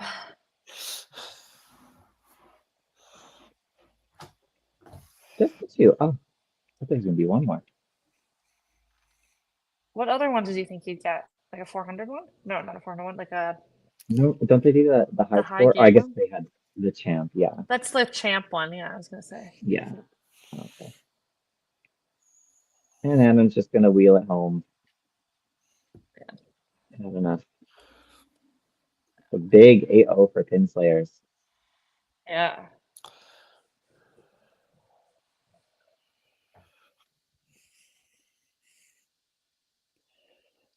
So that is going to be trouble for the Eclipse as they were trying to stay out of that relegation position. This is not going to help them whatsoever.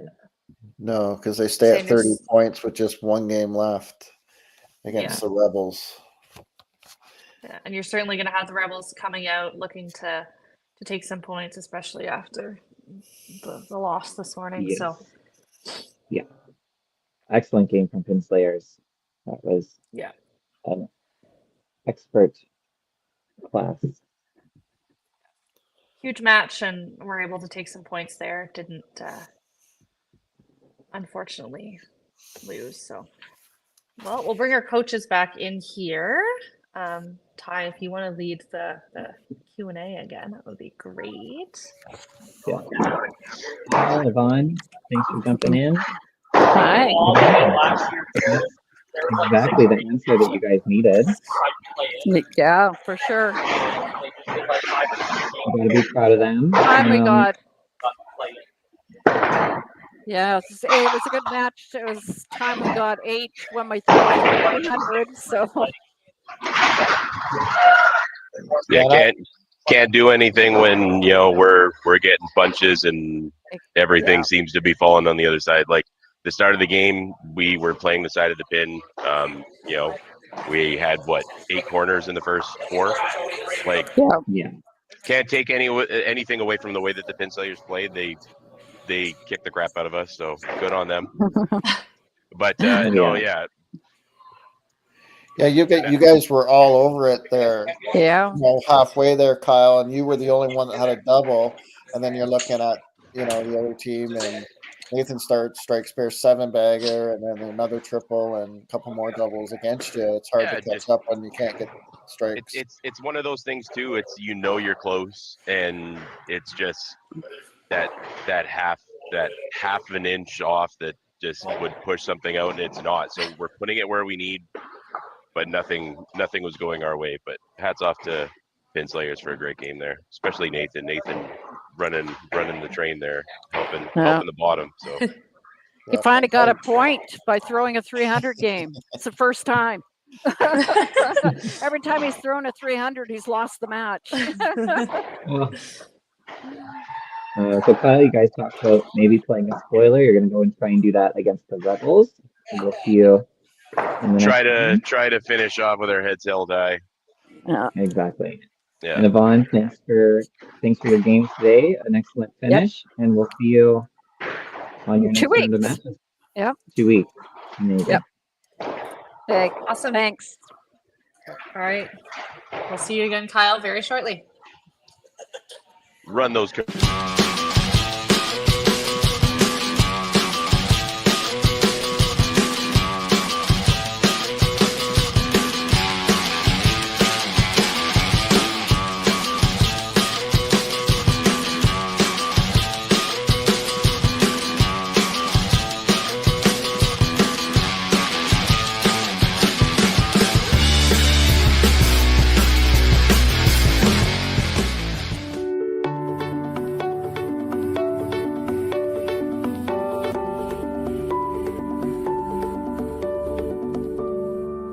Cargill is proud to be supporting a truly Canadian sport like 5-pin bowling. We look forward to watching some great competition from many competitors and bowling centres across our country. With hundreds of locations across Canada, Cargill is committed to helping the Canadian farmer thrive. Whether it is selling commodities, getting agronomic advice, fertilizer needs, crop protection, and marketing expertise, Cargill is here to help. So please enjoy this bowling. Thank you.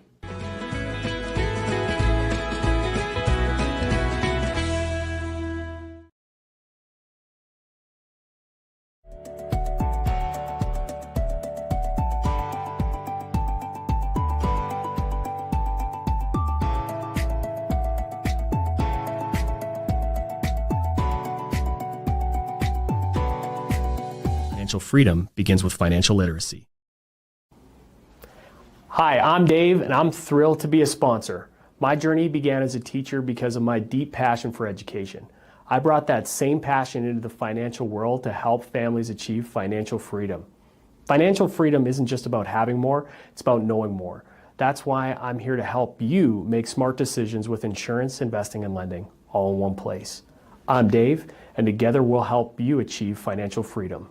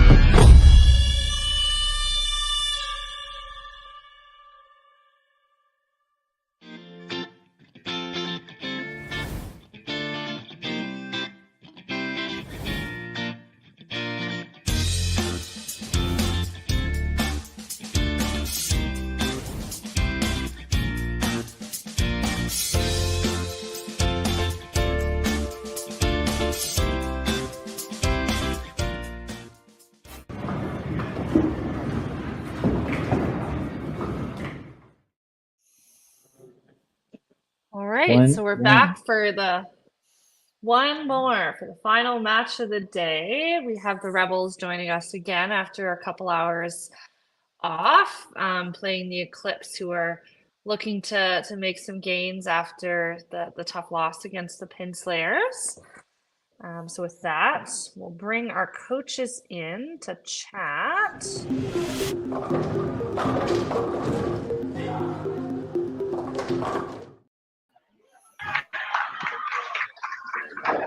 All right, Kyle, back again pretty quick after a short break. And Alex, you guys were off for a couple hours now. How are you guys feeling after having a little break going into this match? Yeah, it's like a good thing, I think. The way we played the first game, I think that long of a break is a pretty good way to reset everything, get some fresh air, and yeah, hopefully we'll do better this time around. And Kyle, what about you guys? Yeah, everybody's throwing pretty good on their warm up. I just purposely didn't move. I'm just gonna sit here and pout. No, just kidding. No, they're just looking forward to just throwing what we know we can throw, because it seems like every time we've done that we end up losing a close one, and we just want to finish the season with a decent showing. Yeah. And Alex, are you guys going to be making any changes from the first game to your lineup? Anything else? A couple changes. Yeah, a couple changes on the lineup. Ben's going to be playing first. Mo's going to be playing second. Then Fred's going to be playing third. I'm still playing fourth, and Guillaume's still playing fifth, with Eric and Eric on the bench. Great. And then Kyle, what about you guys? Any changes? Yeah, we're going to go with the people that can hit the side of the pin. So we're going with Debbie, Mike, Chris, Lindsay, and Trevor. And Bailey will be the first sub, and I'm going to go sit somewhere. You're going to hang out on your laptop. Yeah. All right. Well, best of luck to both you guys, and we'll chat with you again after the match. Yeah. Play well. Thank you. Good luck. Good luck. Awesome. So we'll run through our names again here. Everyone's already heard me say this at least once today. So for the Eclipse, we have Bailey Lawson, Chris Bradford, Trevor Wikwalski, Mike Elder, Matthew Griffin, Debbie Ely, Kyle Young, Lindsay Christensen, and manager Natalie Young. And they're bowling out of Lincoln Lanes in BC. And then for the Quebec Rebels, we have Alex Omer, Eric Villeneuve, Joël Chrétien, Guillaume Seguin, Benoit Saint-Laurent, Fred Martel, Maud Rondeau, and Erica Duhamel-Lorrain. Manager is Renee, and they're bowling out of Sadaki, Paris in Gatineau.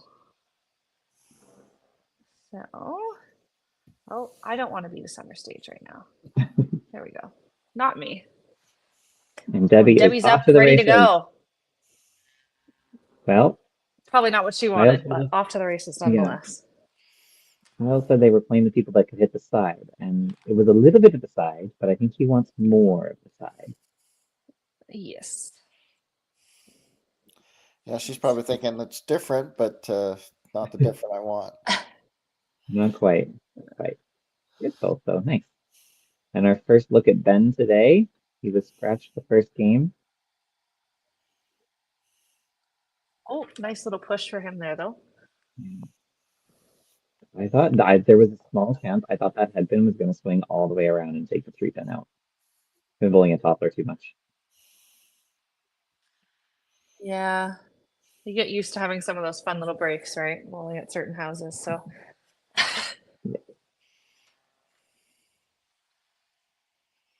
Oh, just squeaks past.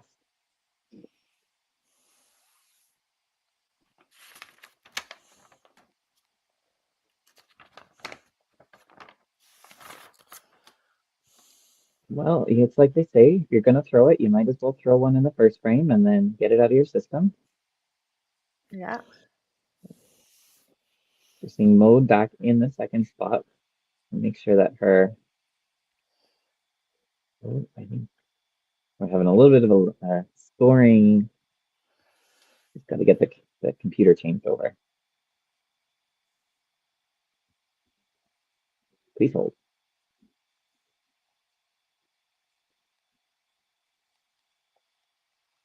Oops.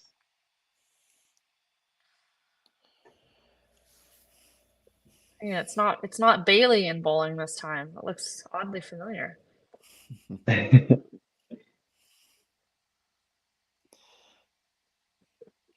So the Rebels, obviously, with a tough start today, and then the 2 games off.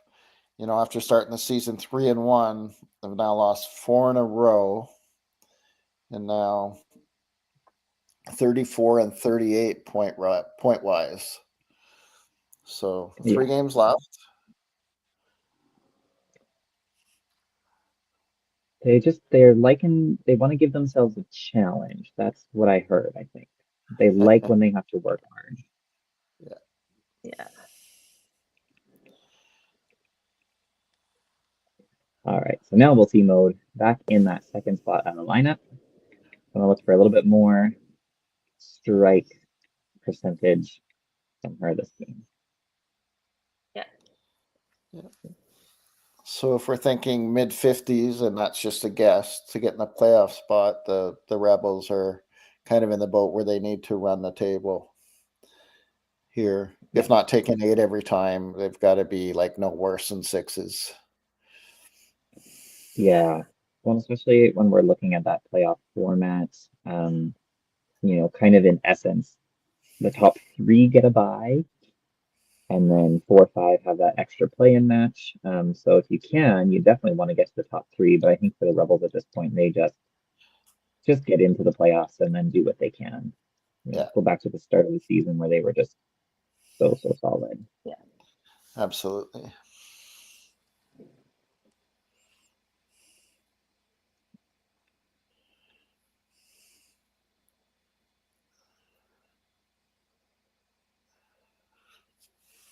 So Lindsay's going to hold down the solo mark for the Eclipse here. While her team tries to catch up. Oh, is that a split? I think there's a drop off. Yep.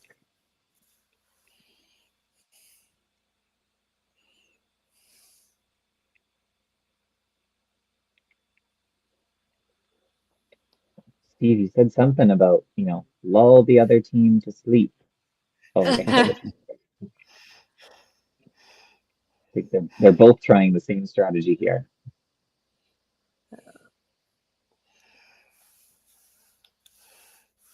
Well, and slightly different motivation, right? Eclipse, obviously. I mean, both teams playing for pride. Eclipse, now in a whole world of trouble about staying out of the bottom two. 30 points with one game left. Yeah. The Thunder and Venom 29 and a half and 30 with 4 games left, each of them. So each of them with playoff, they're in the situation the Pinslayers were with 4 games left, trying to run the table or at least win 3 out of 4 to give yourself a hope of getting in the playoffs.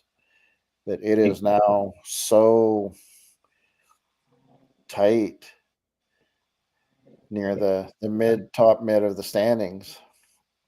Yeah. And they're, even if these teams do end up in the relegation, doesn't mean you're not going to see them next year. It just means that they've got kind of one extra round that they'll have to play through, and they definitely have the chance to prove why they should be in the league. Ooh. Poor Debbie. Oh my gosh. All over the middle, just not. She has been streaky, whether it's back-to-back corners or back-to-back punches or now back-to-back splits. Yeah. Gosh, when she finds what she wants to throw, that's what she's throwing. Yeah. I just want that to be strikes. Mode's still really fast out there. Yeah. And for those who weren't here for our first match or hadn't heard, emotional week for the Rebels and especially Alex. Yeah. The passing of his father this week. Yes. Yeah, definitely playing for him today. Yeah. Yeah, Mo just looking a little bit off to start. But...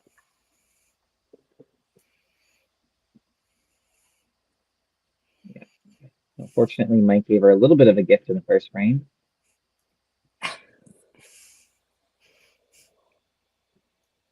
Oh, much better from Fred. Great ball for Fred. Yeah, much better shot.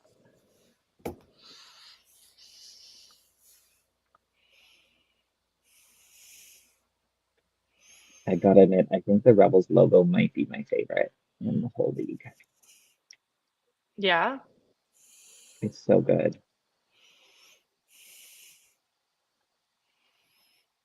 Eclipses is pretty solid too. I like the dragon. Just not my colors. I like the pin. I like the Pinslayers a lot. I think it's because I like the colors too. Yeah, there's a lot of good ones. Oh. Yeah, there really are. They do a great job of designing all of the logos and the shirts and stuff. Well, and Mike's probably thinking, I'm glad you guys are talking about jerseys and not my back-to-back 8 frames. Yeah, I was just thinking about that. I was like, well, he certainly gave Mode a gift. Yeah. She's still up in that match. I think when you have 25 after 2, you're not thinking that you'll be up by 9. Yeah. No, certainly not. But you'll definitely take it if that's the way the cards fall. So exactly. Sure, everybody's looking to sort of pick things up and get things going here, like we know they all can. So yeah. Oh man, another right corner for Lindsay. It's a few she's had which looks very good, like half right pocket, and it just cuts through. Yeah. It doesn't catch enough of the 3 to either knock it into the 2 or deflect into the 2. Exactly. And then just slides by on the inside there. Just missing that. And back to the Rebels logo, as a next-gen player, I assume you like the color scheme especially as well. Yes, it does feel very familiar.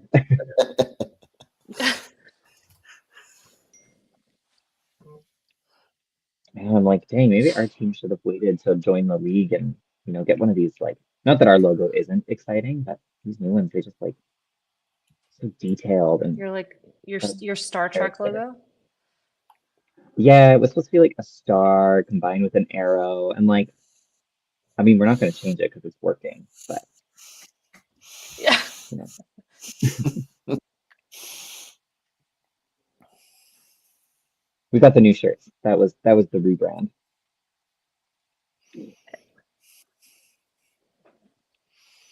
So Revolt have 3 marks that frame. Definitely going to help them put a little bit more space. Oh man. A little bit slow going though on the Eclipse side. Probably not what they were looking to start things off with this match. We're definitely going to want to see a few more marks out of them. Not for lack of hit in the middle, just Yeah. No, and that's kind of the way it's gone, right? They're hitting the middle a fair bit, not really stringing anything. And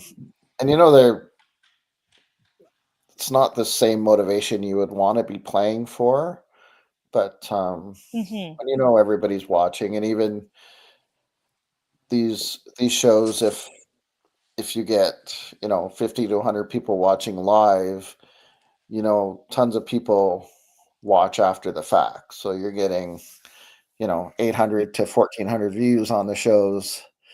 So you're always playing with pride.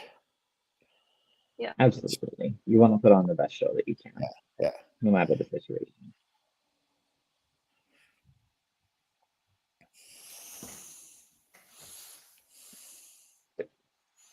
Oh, I'm going and to we pull a swap have a here.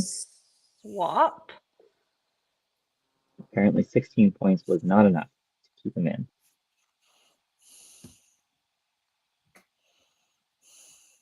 There we Oh, go. double Pretty your much score. doubling the score. Yeah.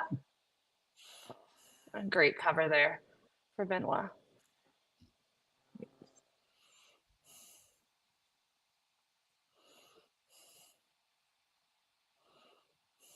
Renee in mode, having a little conversation, seeing what they can do to get her to the middle here. Bradford, there we go. Starting things up. Yeah. Found the middle. Yep. A bit of a Love better ball that. there for her.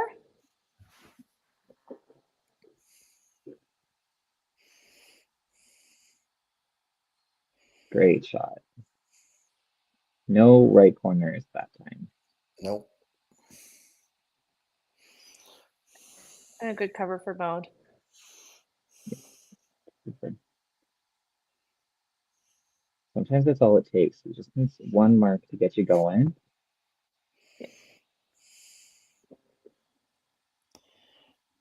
Yeah, both individually and as a team, right? You see people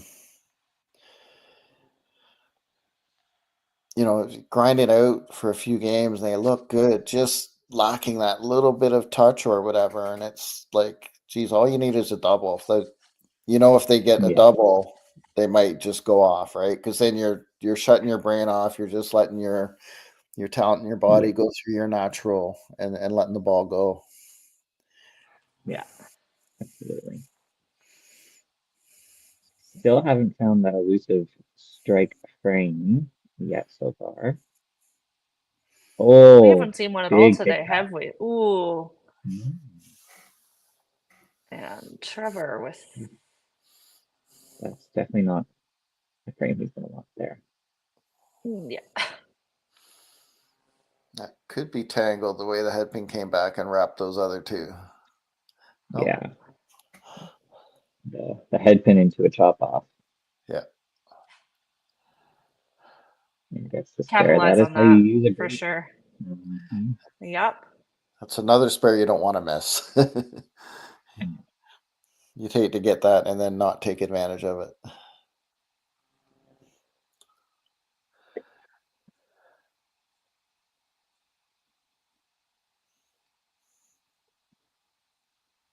Really similar issue between Guy and Mike, just not getting that ball out in front, a little bit behind themselves. Mm-hmm. Changes the angle.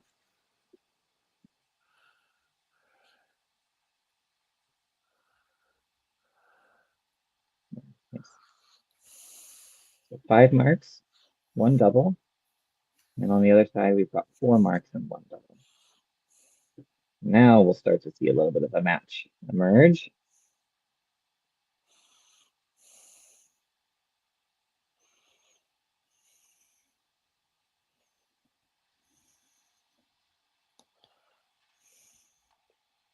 Let's see if Debbie can get on a roll here now. She's going to do it. I believe in her. We've seen the back-to-back corners, the back-to-back other things that shall not be named. Now we're going to see the back-to-back strikes. Yeah, back-to-back strikes. Yeah, that's what we're going to see here. Oh. That 3-pin just died on him.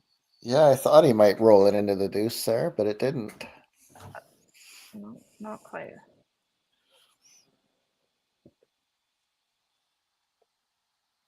See, at this point, just about building marks, putting them together. We've watched the pin slayers do it. Definitely pays off. Yes. Gets it to go that time. Yeah, 2 good covers there.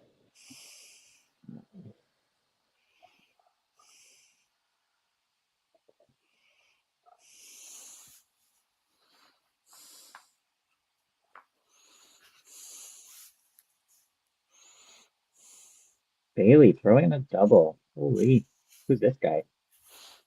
Welcome to the show. And Mode gets hers. Smallest of fist pumps.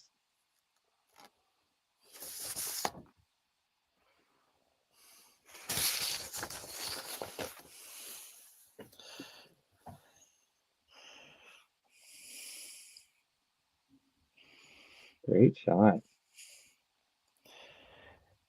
Yeah, Bailey's probably thinking I'm going to have more than 3 balls this game than I had for 15 balls last game. That? I think he's almost got his score from last game already with 2 balls. Gonna check that corner there. Yes, yeah, it did. Perfect. Late fall for Fred.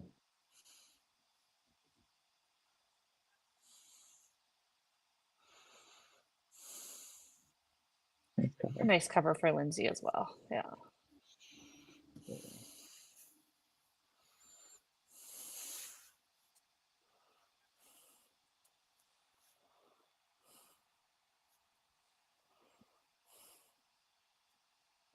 And a good cover from Alex as well. We've got Kyle in here for Trevor.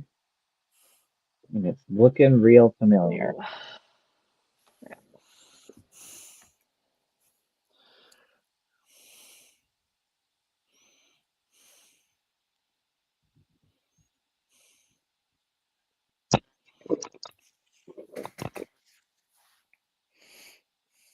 Yeah.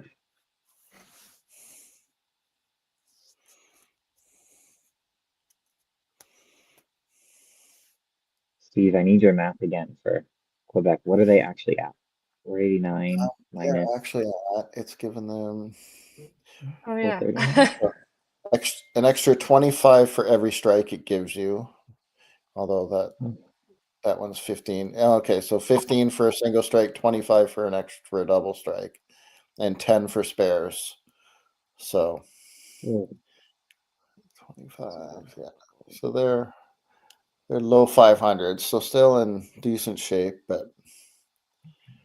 actually, is that that's an 0-2, I think, instead of an 8-2. So when you think math rate, you have to figure out what's a 0 Yeah, I was and like, what's I don't, yeah. at the end. Yeah. Yeah.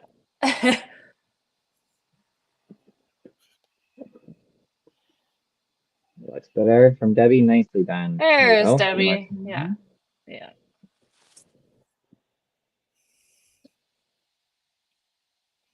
Nice. Great. Ooh, whoa. Running off the lane, gonna body check Renee.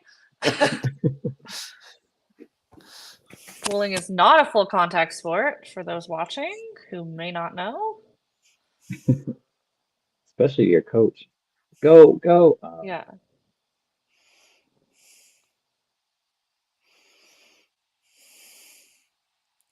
Looks good. Whoa. Whoa.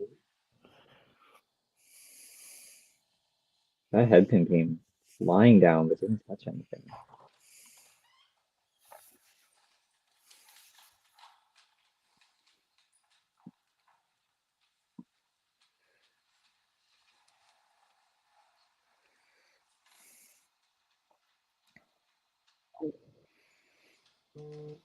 Just breezed past it. Yeah. Yeah.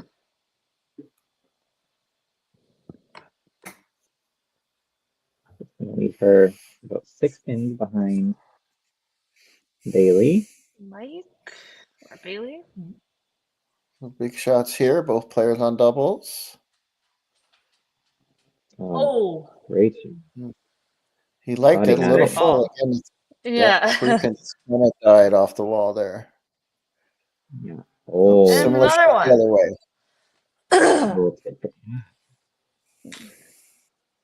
If you line up these bowling alleys across the center, it's like they've got a giant set of aces right now.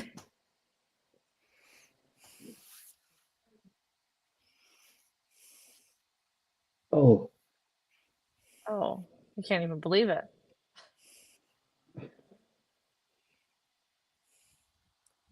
uh-oh. Oh no. No, come back. Uh-oh.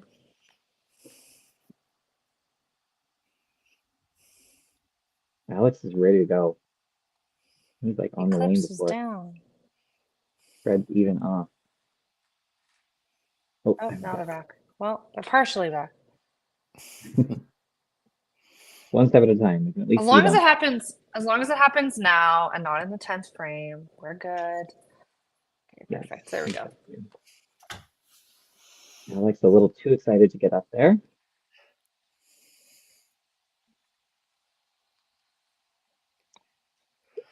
So right now, 554 for the Rebels.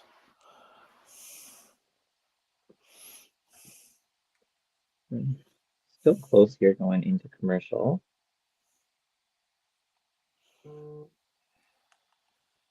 Come on.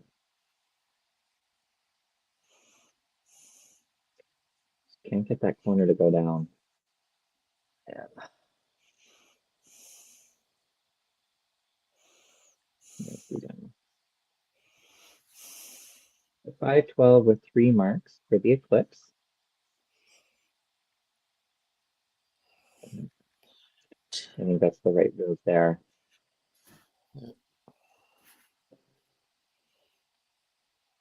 We've got Eric coming in that anchor position for Guy. Yep, that was a split.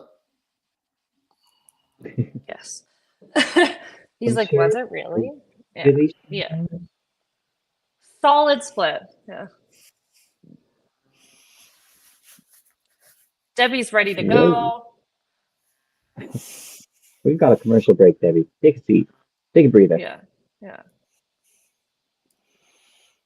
So either 569 or 571 for the Rebels, 512 for the Eclipse. All right. And Okay. we'll Yeah, I be messed back that up. after our break. That's okay. You can figure it out over the break. Yeah.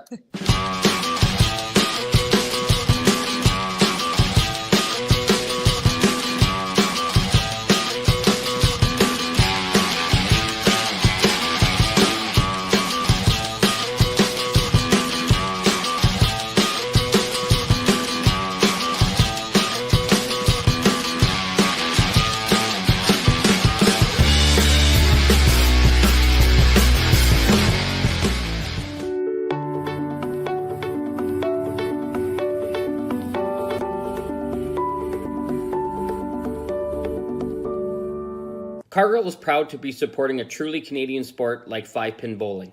We look forward to watching some great competition from many competitors and bowling centres across our country. With hundreds of locations across Canada, Cargill is committed to helping the Canadian farmer thrive. Whether it is selling commodities, getting agronomic advice, fertilizer needs, crop protection, and marketing expertise, Cargill is here to help. So please enjoy this bowling. Thank you.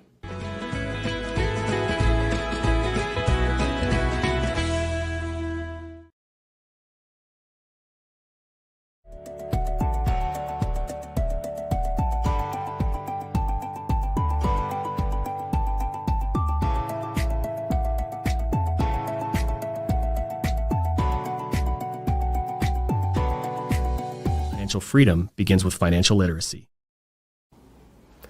Hi, I'm Dave, and I'm thrilled to be a sponsor. My journey began as a teacher because of my deep passion for education. I brought that same passion into the financial world to help families achieve financial freedom. Financial freedom isn't just about having more, it's about knowing more. That's why I'm here to help you make smart decisions with insurance, investing, and lending, all in one place. I'm Dave, and together we'll help you achieve financial freedom.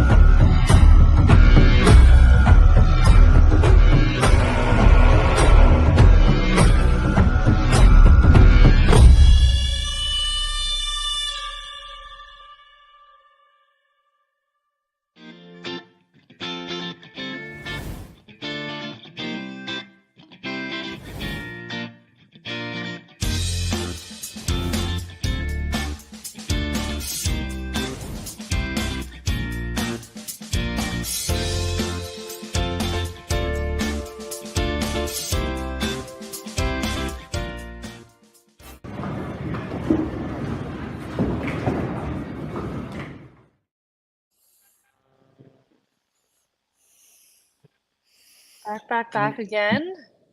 Debbie can bowl again, finally. And Ready thanks to again go to for all about- of and thanks again to all of our sponsors.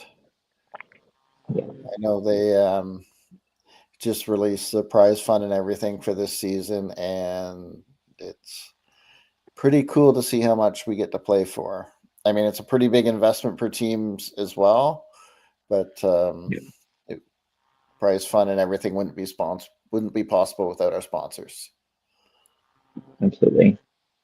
Even if they're not local to you, you know, leave them a Google review, give them 5 stars.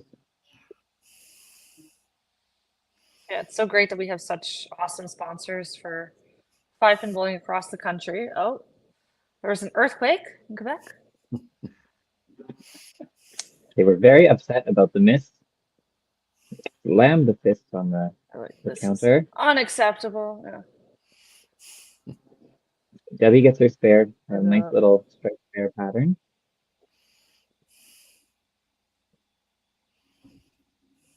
Nicely done. Oh no.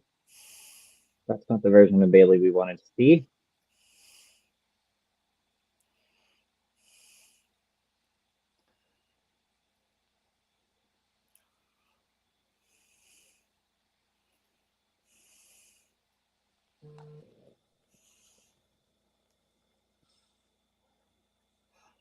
Yeah. Oh. Yeah.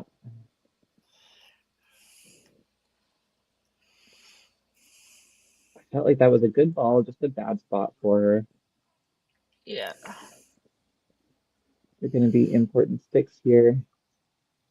Bailey leaves 5. She can claw herself within 1.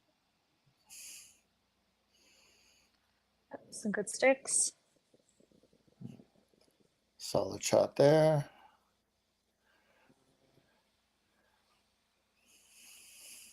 Whoa.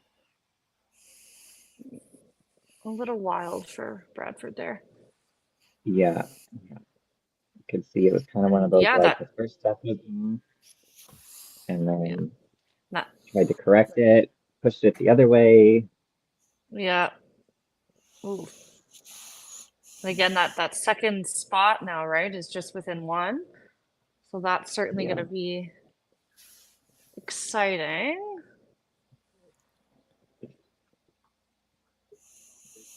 And this third Ooh. spot. 8. Oh, geez. Yeah. Whoa. Also very interesting now too. Geez. Okay. Those are lots of sticks to give back to the Rebels here. Yeah, the scores don't have to be huge to be interesting, that's for sure. Very true. No, especially when you have teams playing for such important points. Oh, come on. Lindsay cannot buy a strike right now. showing us several different ways to leave a right corner today. Yes. So our third spot's only 9 points apart. Yeah. And then some of the missed spares and misses with the pinning and bad counts here, I think is just frustration setting in Yeah, absolutely. and a lack of And concentration and focus. as much as, positive self-talk and all that we can muster, it's frustrating. You just want to perform well, and no matter what you do, you just can't get it to go for some reason. Good ball from Eric. I mean, yeah, even.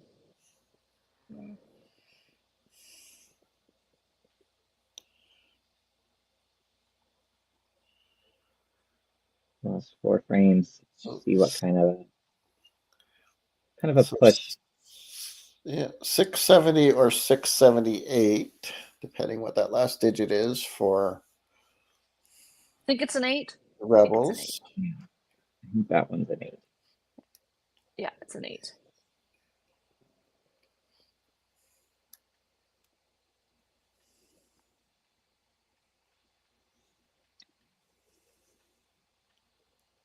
Oh, surprise 3-pin.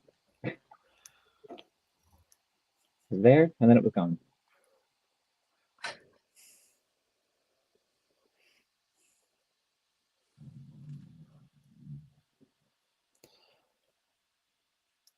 Ooh, takes out the hard one.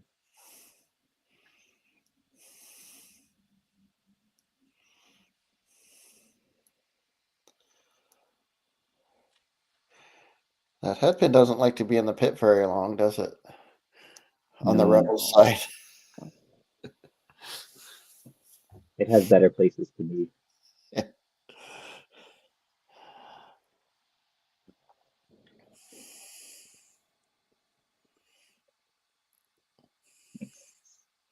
It's fair.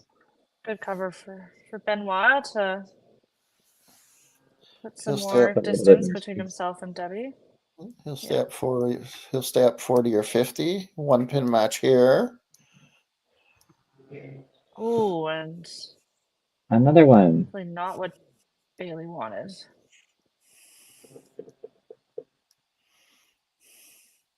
Mode gets hers to go though. Yeah, she Much gets one. better.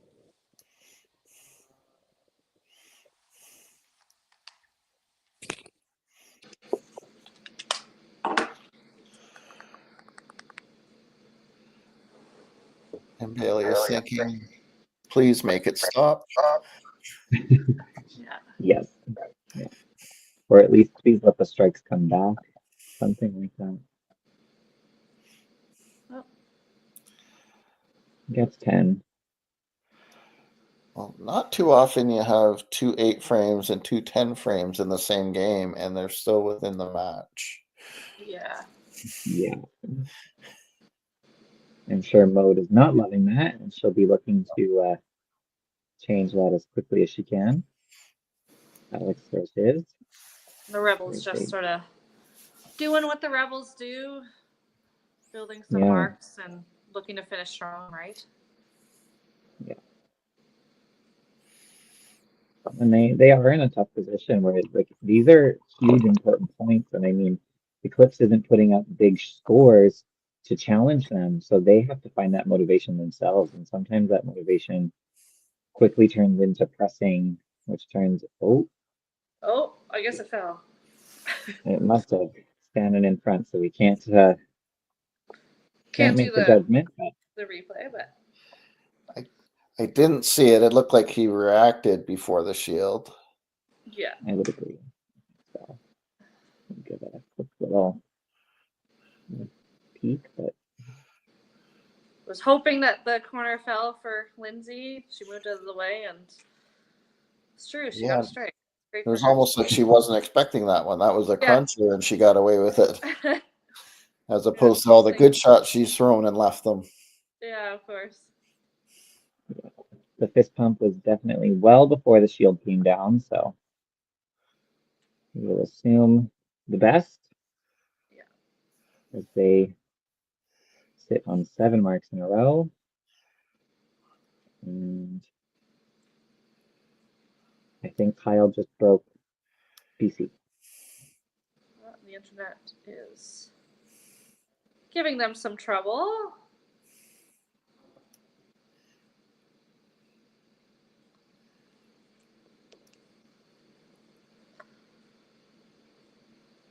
So an extra 75 showing on the Rebel side, which I think puts them at 791.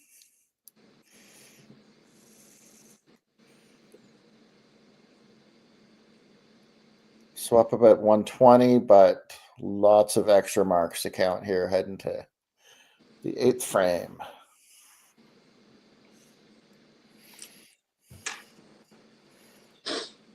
And again, 2 games after today for the Rebels against the Thunder and the Crushers.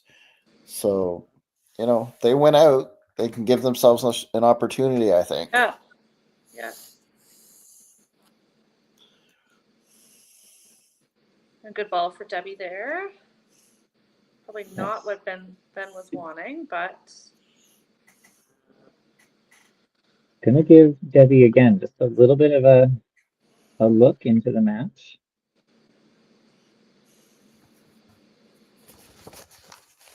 She'll have some work to do, but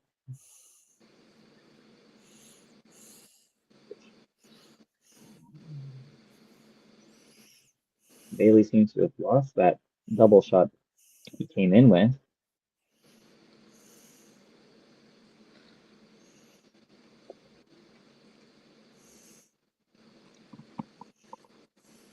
That headpin does, it just flies all over the place, hey? yeah. It's like it's on a rubber band or a bungee cord.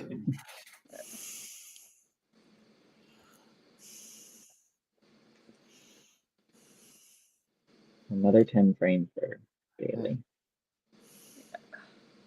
Oh.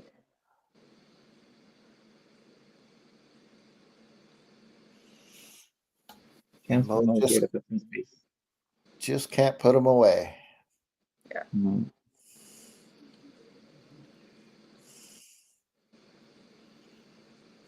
Oh my gosh. A nice cover for Mode to put a little bit more room in that second spot. Yeah. Gonna spare her way to the end if she must. Yeah.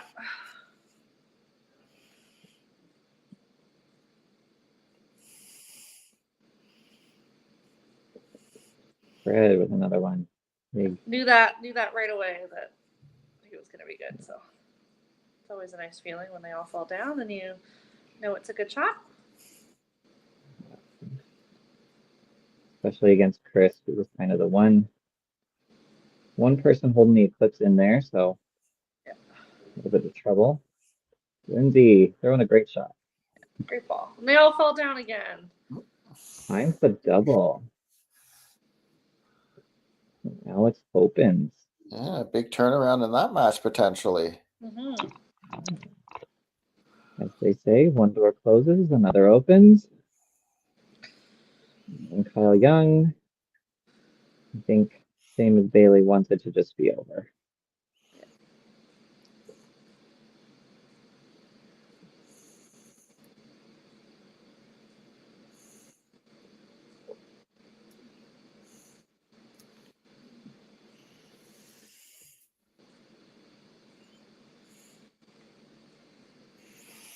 See if Eric can stay out of the way of his late falling two-pin this time so we can actually watch. Yeah. We like seeing nice shots like that. It's definitely exciting. He can just throw a bomb. Oh. Oh, thought he might get the chop. The chop off. Well, that match's not over. Not. No. No. Definitely favoring Eric, but now it's really not over if yeah. Kyle can throw a double here and make things exciting.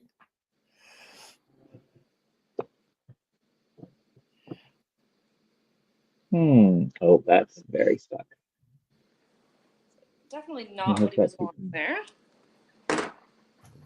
No, I've seen a couple of blonde frames. Little brain vacations, as I call them. And Guillaume's on the bench now thinking, I had 79 in the fifth and I might get a win here.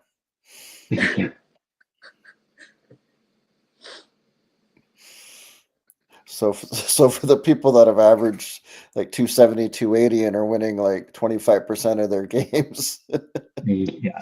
Big shot by Debbie. Yeah, another good ball from Debbie. That's great. Put the pressure on. So yeah, Ben's looking to bounce back after that tough eighth frame. And he does. That's great. A lot better.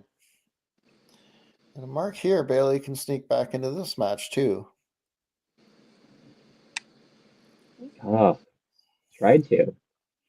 Yeah, it's a much better ball.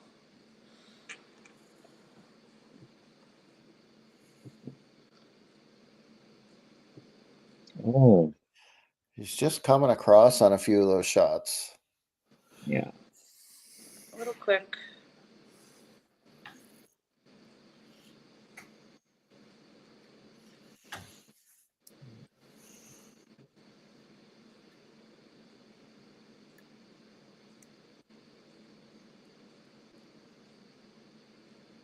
Yeah, so I mean that match is a little bit more interesting now. Yeah, Bailey throws a double. He can make Mo throw the double as well. Yeah. With 2:07 left, so.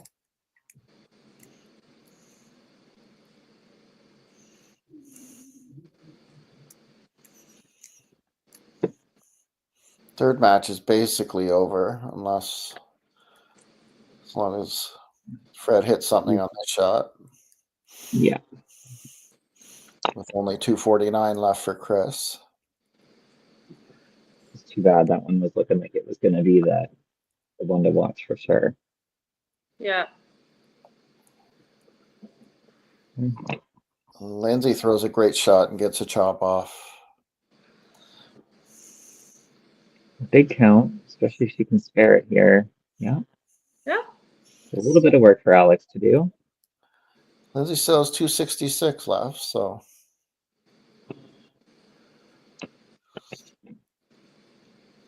It's going to need a mark. Kyle finally gets one. Finally get a We all strike feel for you. anchor spot. And a bomb for Alex again.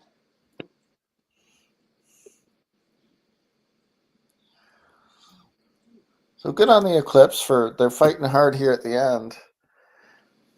They had just about every reason to give up and pack it in, but making it interesting for sure. If not for totals, at least for some of the matches. Yeah. Exactly. Yeah.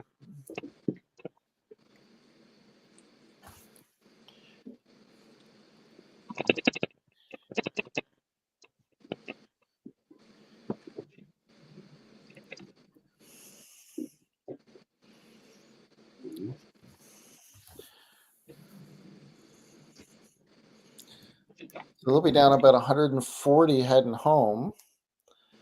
The Rebels with 2 solo strikes. Eclipse with the double, 2 spares, and a strike. And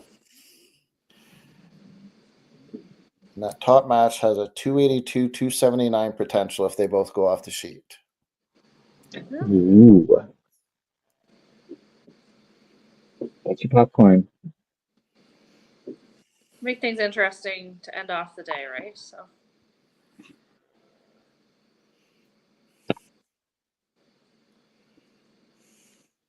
Oh, great ball for Debbie. They won. Yeah.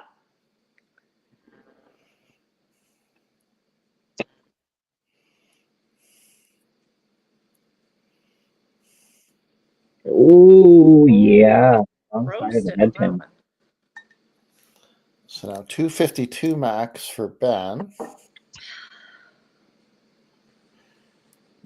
So The veteran Debbie spare or 5 and a count would be enough for Debbie.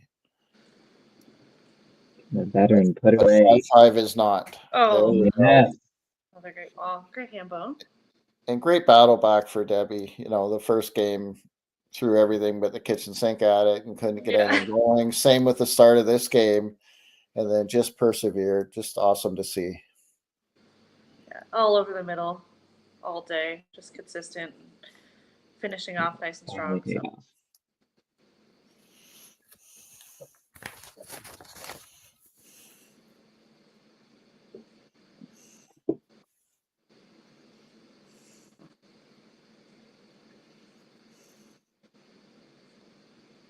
Yeah.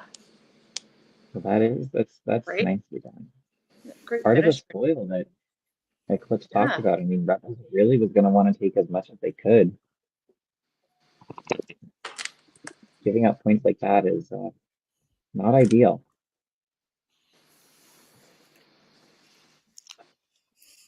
It also shows, you know, in our game, you know, she's down almost 50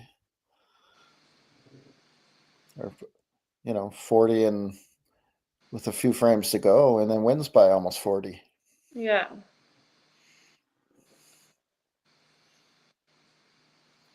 Mode putting the pressure on. Yeah. Like,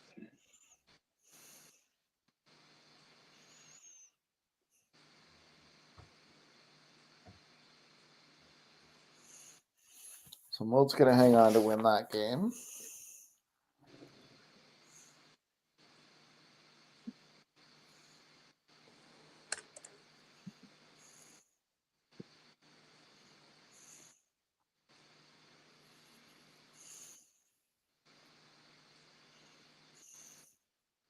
It's certainly not the game she wanted, but coming back to take that point is huge for the Rebels, right?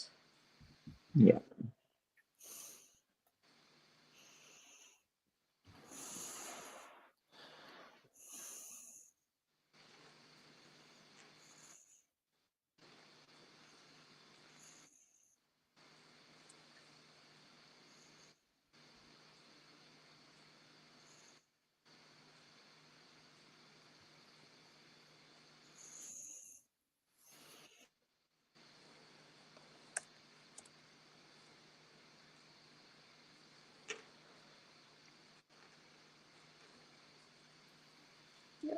Fred's got that match.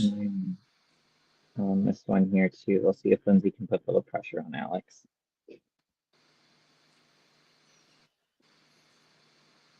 Get off.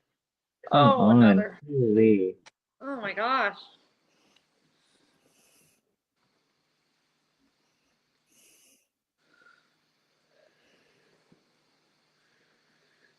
So with a 249 max for Lindsay, Alex can go 555 for 252.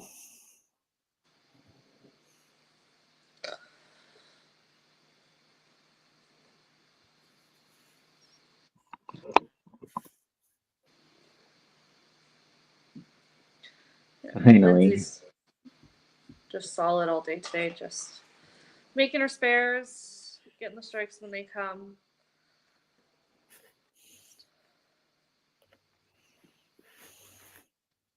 Oh, that was outside 3-pin. Yeah.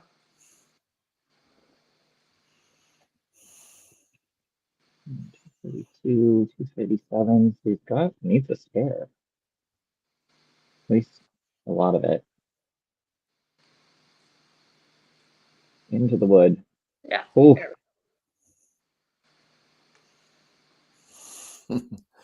Kyle putting the pressure on. Sometimes it's easy when it's over. So he's thinking, where was this all day?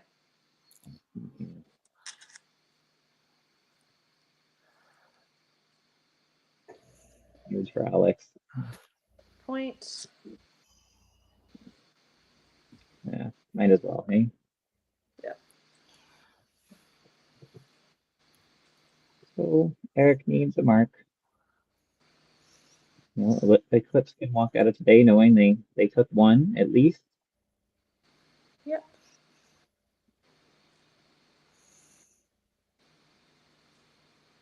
They took one.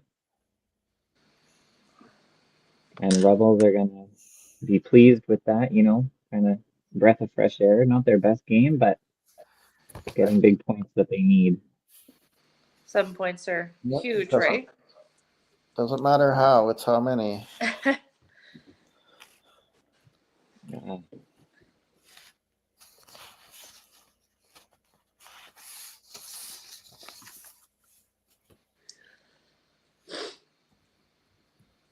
Nicely done. Well, 7 points for the Rebels to Eclipse's 1 as the Eclipse sort of wrap up their season here. Probably not the finish they were looking for, but they definitely fought hard to the end. And Eric saves Guillaume's point. Yeah. Not too often 79-5 gets you a win, but Yeah. take it when you can. Yeah. And then we look at the standings here now. What are we saying? So it takes the Rebels to 41. And then so actually, yeah, because that's because they were actually 33 and 31. There was a mistake. So Carrie had updated this, so they came in with 33 points. Okay. But yeah, so it will take them to 41 points. Yeah, it'll take them to 41 points with 2 games to go. And they play the Thunder, who have 4 games left, and then the Crushers, which if the Rebels win the next game, that game against the Crushers could be huge, right? Could be really important. Assuming we have to get into the low to mid 50s to get in the playoffs, and I think that's the minimum teams are going to need. Yeah, for sure. All right. Well, we'll bring our coaches in now.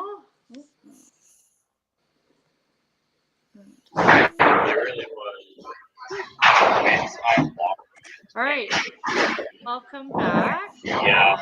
Obviously, not the game either of you guys were looking to finish the day with. But Alex, you managed to squeak out with your 7 points, which we'll never complain about. Okay, welcome to Lincoln Ladies and the youth double final. I didn't hear much of that. Somebody's loud. Yeah. I just heard the 7 points, so I guess it's a good just for the finish with 7 points. Wasn't pretty, for sure. Doesn't have to be pretty, I guess. But yes, we'll take the 7 points and 50% split for the day, 100%, and move on to next day. So. Yeah. Yep. And Kyle, obviously a rough day for you guys. Was nice to see with all the stuff Debbie had left and her whole team. The first game and a half for her to bounce back and have the finish she did. Even your finish, it was good on you for fighting back and giving yourself a chance there. Yeah, and that's what I mean. Like even in game 1 in our previous match, Debbie was throwing a great shot. It's just you're in a position where you have to make a call and try to get some points where you can, right? My case, this game was a little bit easier because it was kind of self pulls going on. It's just trying to dig out of a hole when you already don't feel comfortable is never a good thing. But everybody on the team still fights right down to the last ball, right? That's all you can ask for. Obviously our season didn't go the way that we wanted. We had a goal and we were obviously quite short of that, but it's still a good team morale. Everybody still fights behind each other, and a lot of us are still together in our open trials and that kind of stuff. So we're just looking forward to bring that together and keep that going. But hats off to the Rebels. They played another great game. Eric coming in and squeaking it out. I was making a joke that I'm like, hey, if I bang out, I still actually have a chance to win this. So, but. Well, another great day of bowling. Again, Eclipse, thanks you guys for having not probably the season you guys wanted, but for playing well all season. And the Rebels, we'll see you guys again in a couple of weeks here as we sort of wrap things up. But with that, we'll let you guys go and enjoy the rest of your day. Thank you. Have a good one. Okay. Okay, guys. All right. Well, another good day of bowling comes to an end. Some excitement, some interesting matches. Not necessarily the most strikes being thrown, but No, but it was interesting. Like we said, lots of scenarios. So important games either way, whether you're trying to get out of the bottom of the standings or get to the top of the standings. But sets up some exciting action the last few weeks, and it'd be fun to watch in both divisions. Our this division a little opposite of the other division where you've got two teams top heavy at the top, whereas this division kind of now turned out two teams bottom heavy at the bottom and a whole bunch of other teams fighting for the middle and the playoffs. yeah, it's going to be exciting sort of seeing how those matches shake out, and especially a lot of those teams who are fighting for those last few playoff spots are playing each other in the coming weeks, right? So it'll be interesting to see how that all shakes out, and will certainly be exciting for our viewers and those of us who are commentating on the stream as things go. But with that, we'll come to a close, and thank you guys for joining us today, and we'll run our end credits. Yep, thank you. It was fun. See you next week. Awesome. Thanks, guys.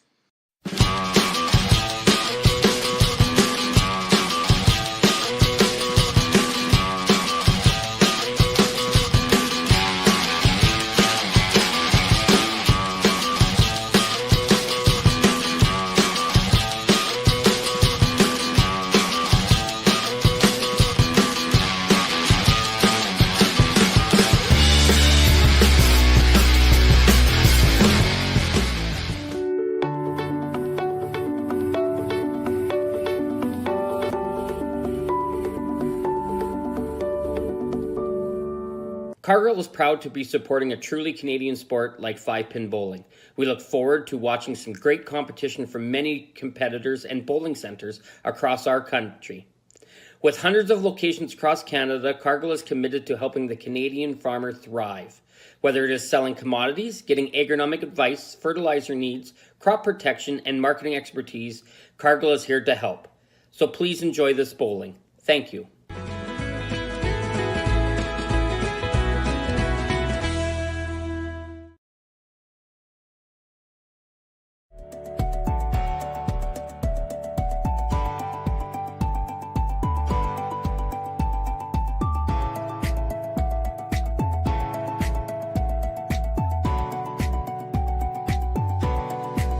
Financial freedom begins with financial literacy. Hi, I'm Dave, and I'm thrilled to be a sponsor. My journey began as a teacher because of my deep passion for education.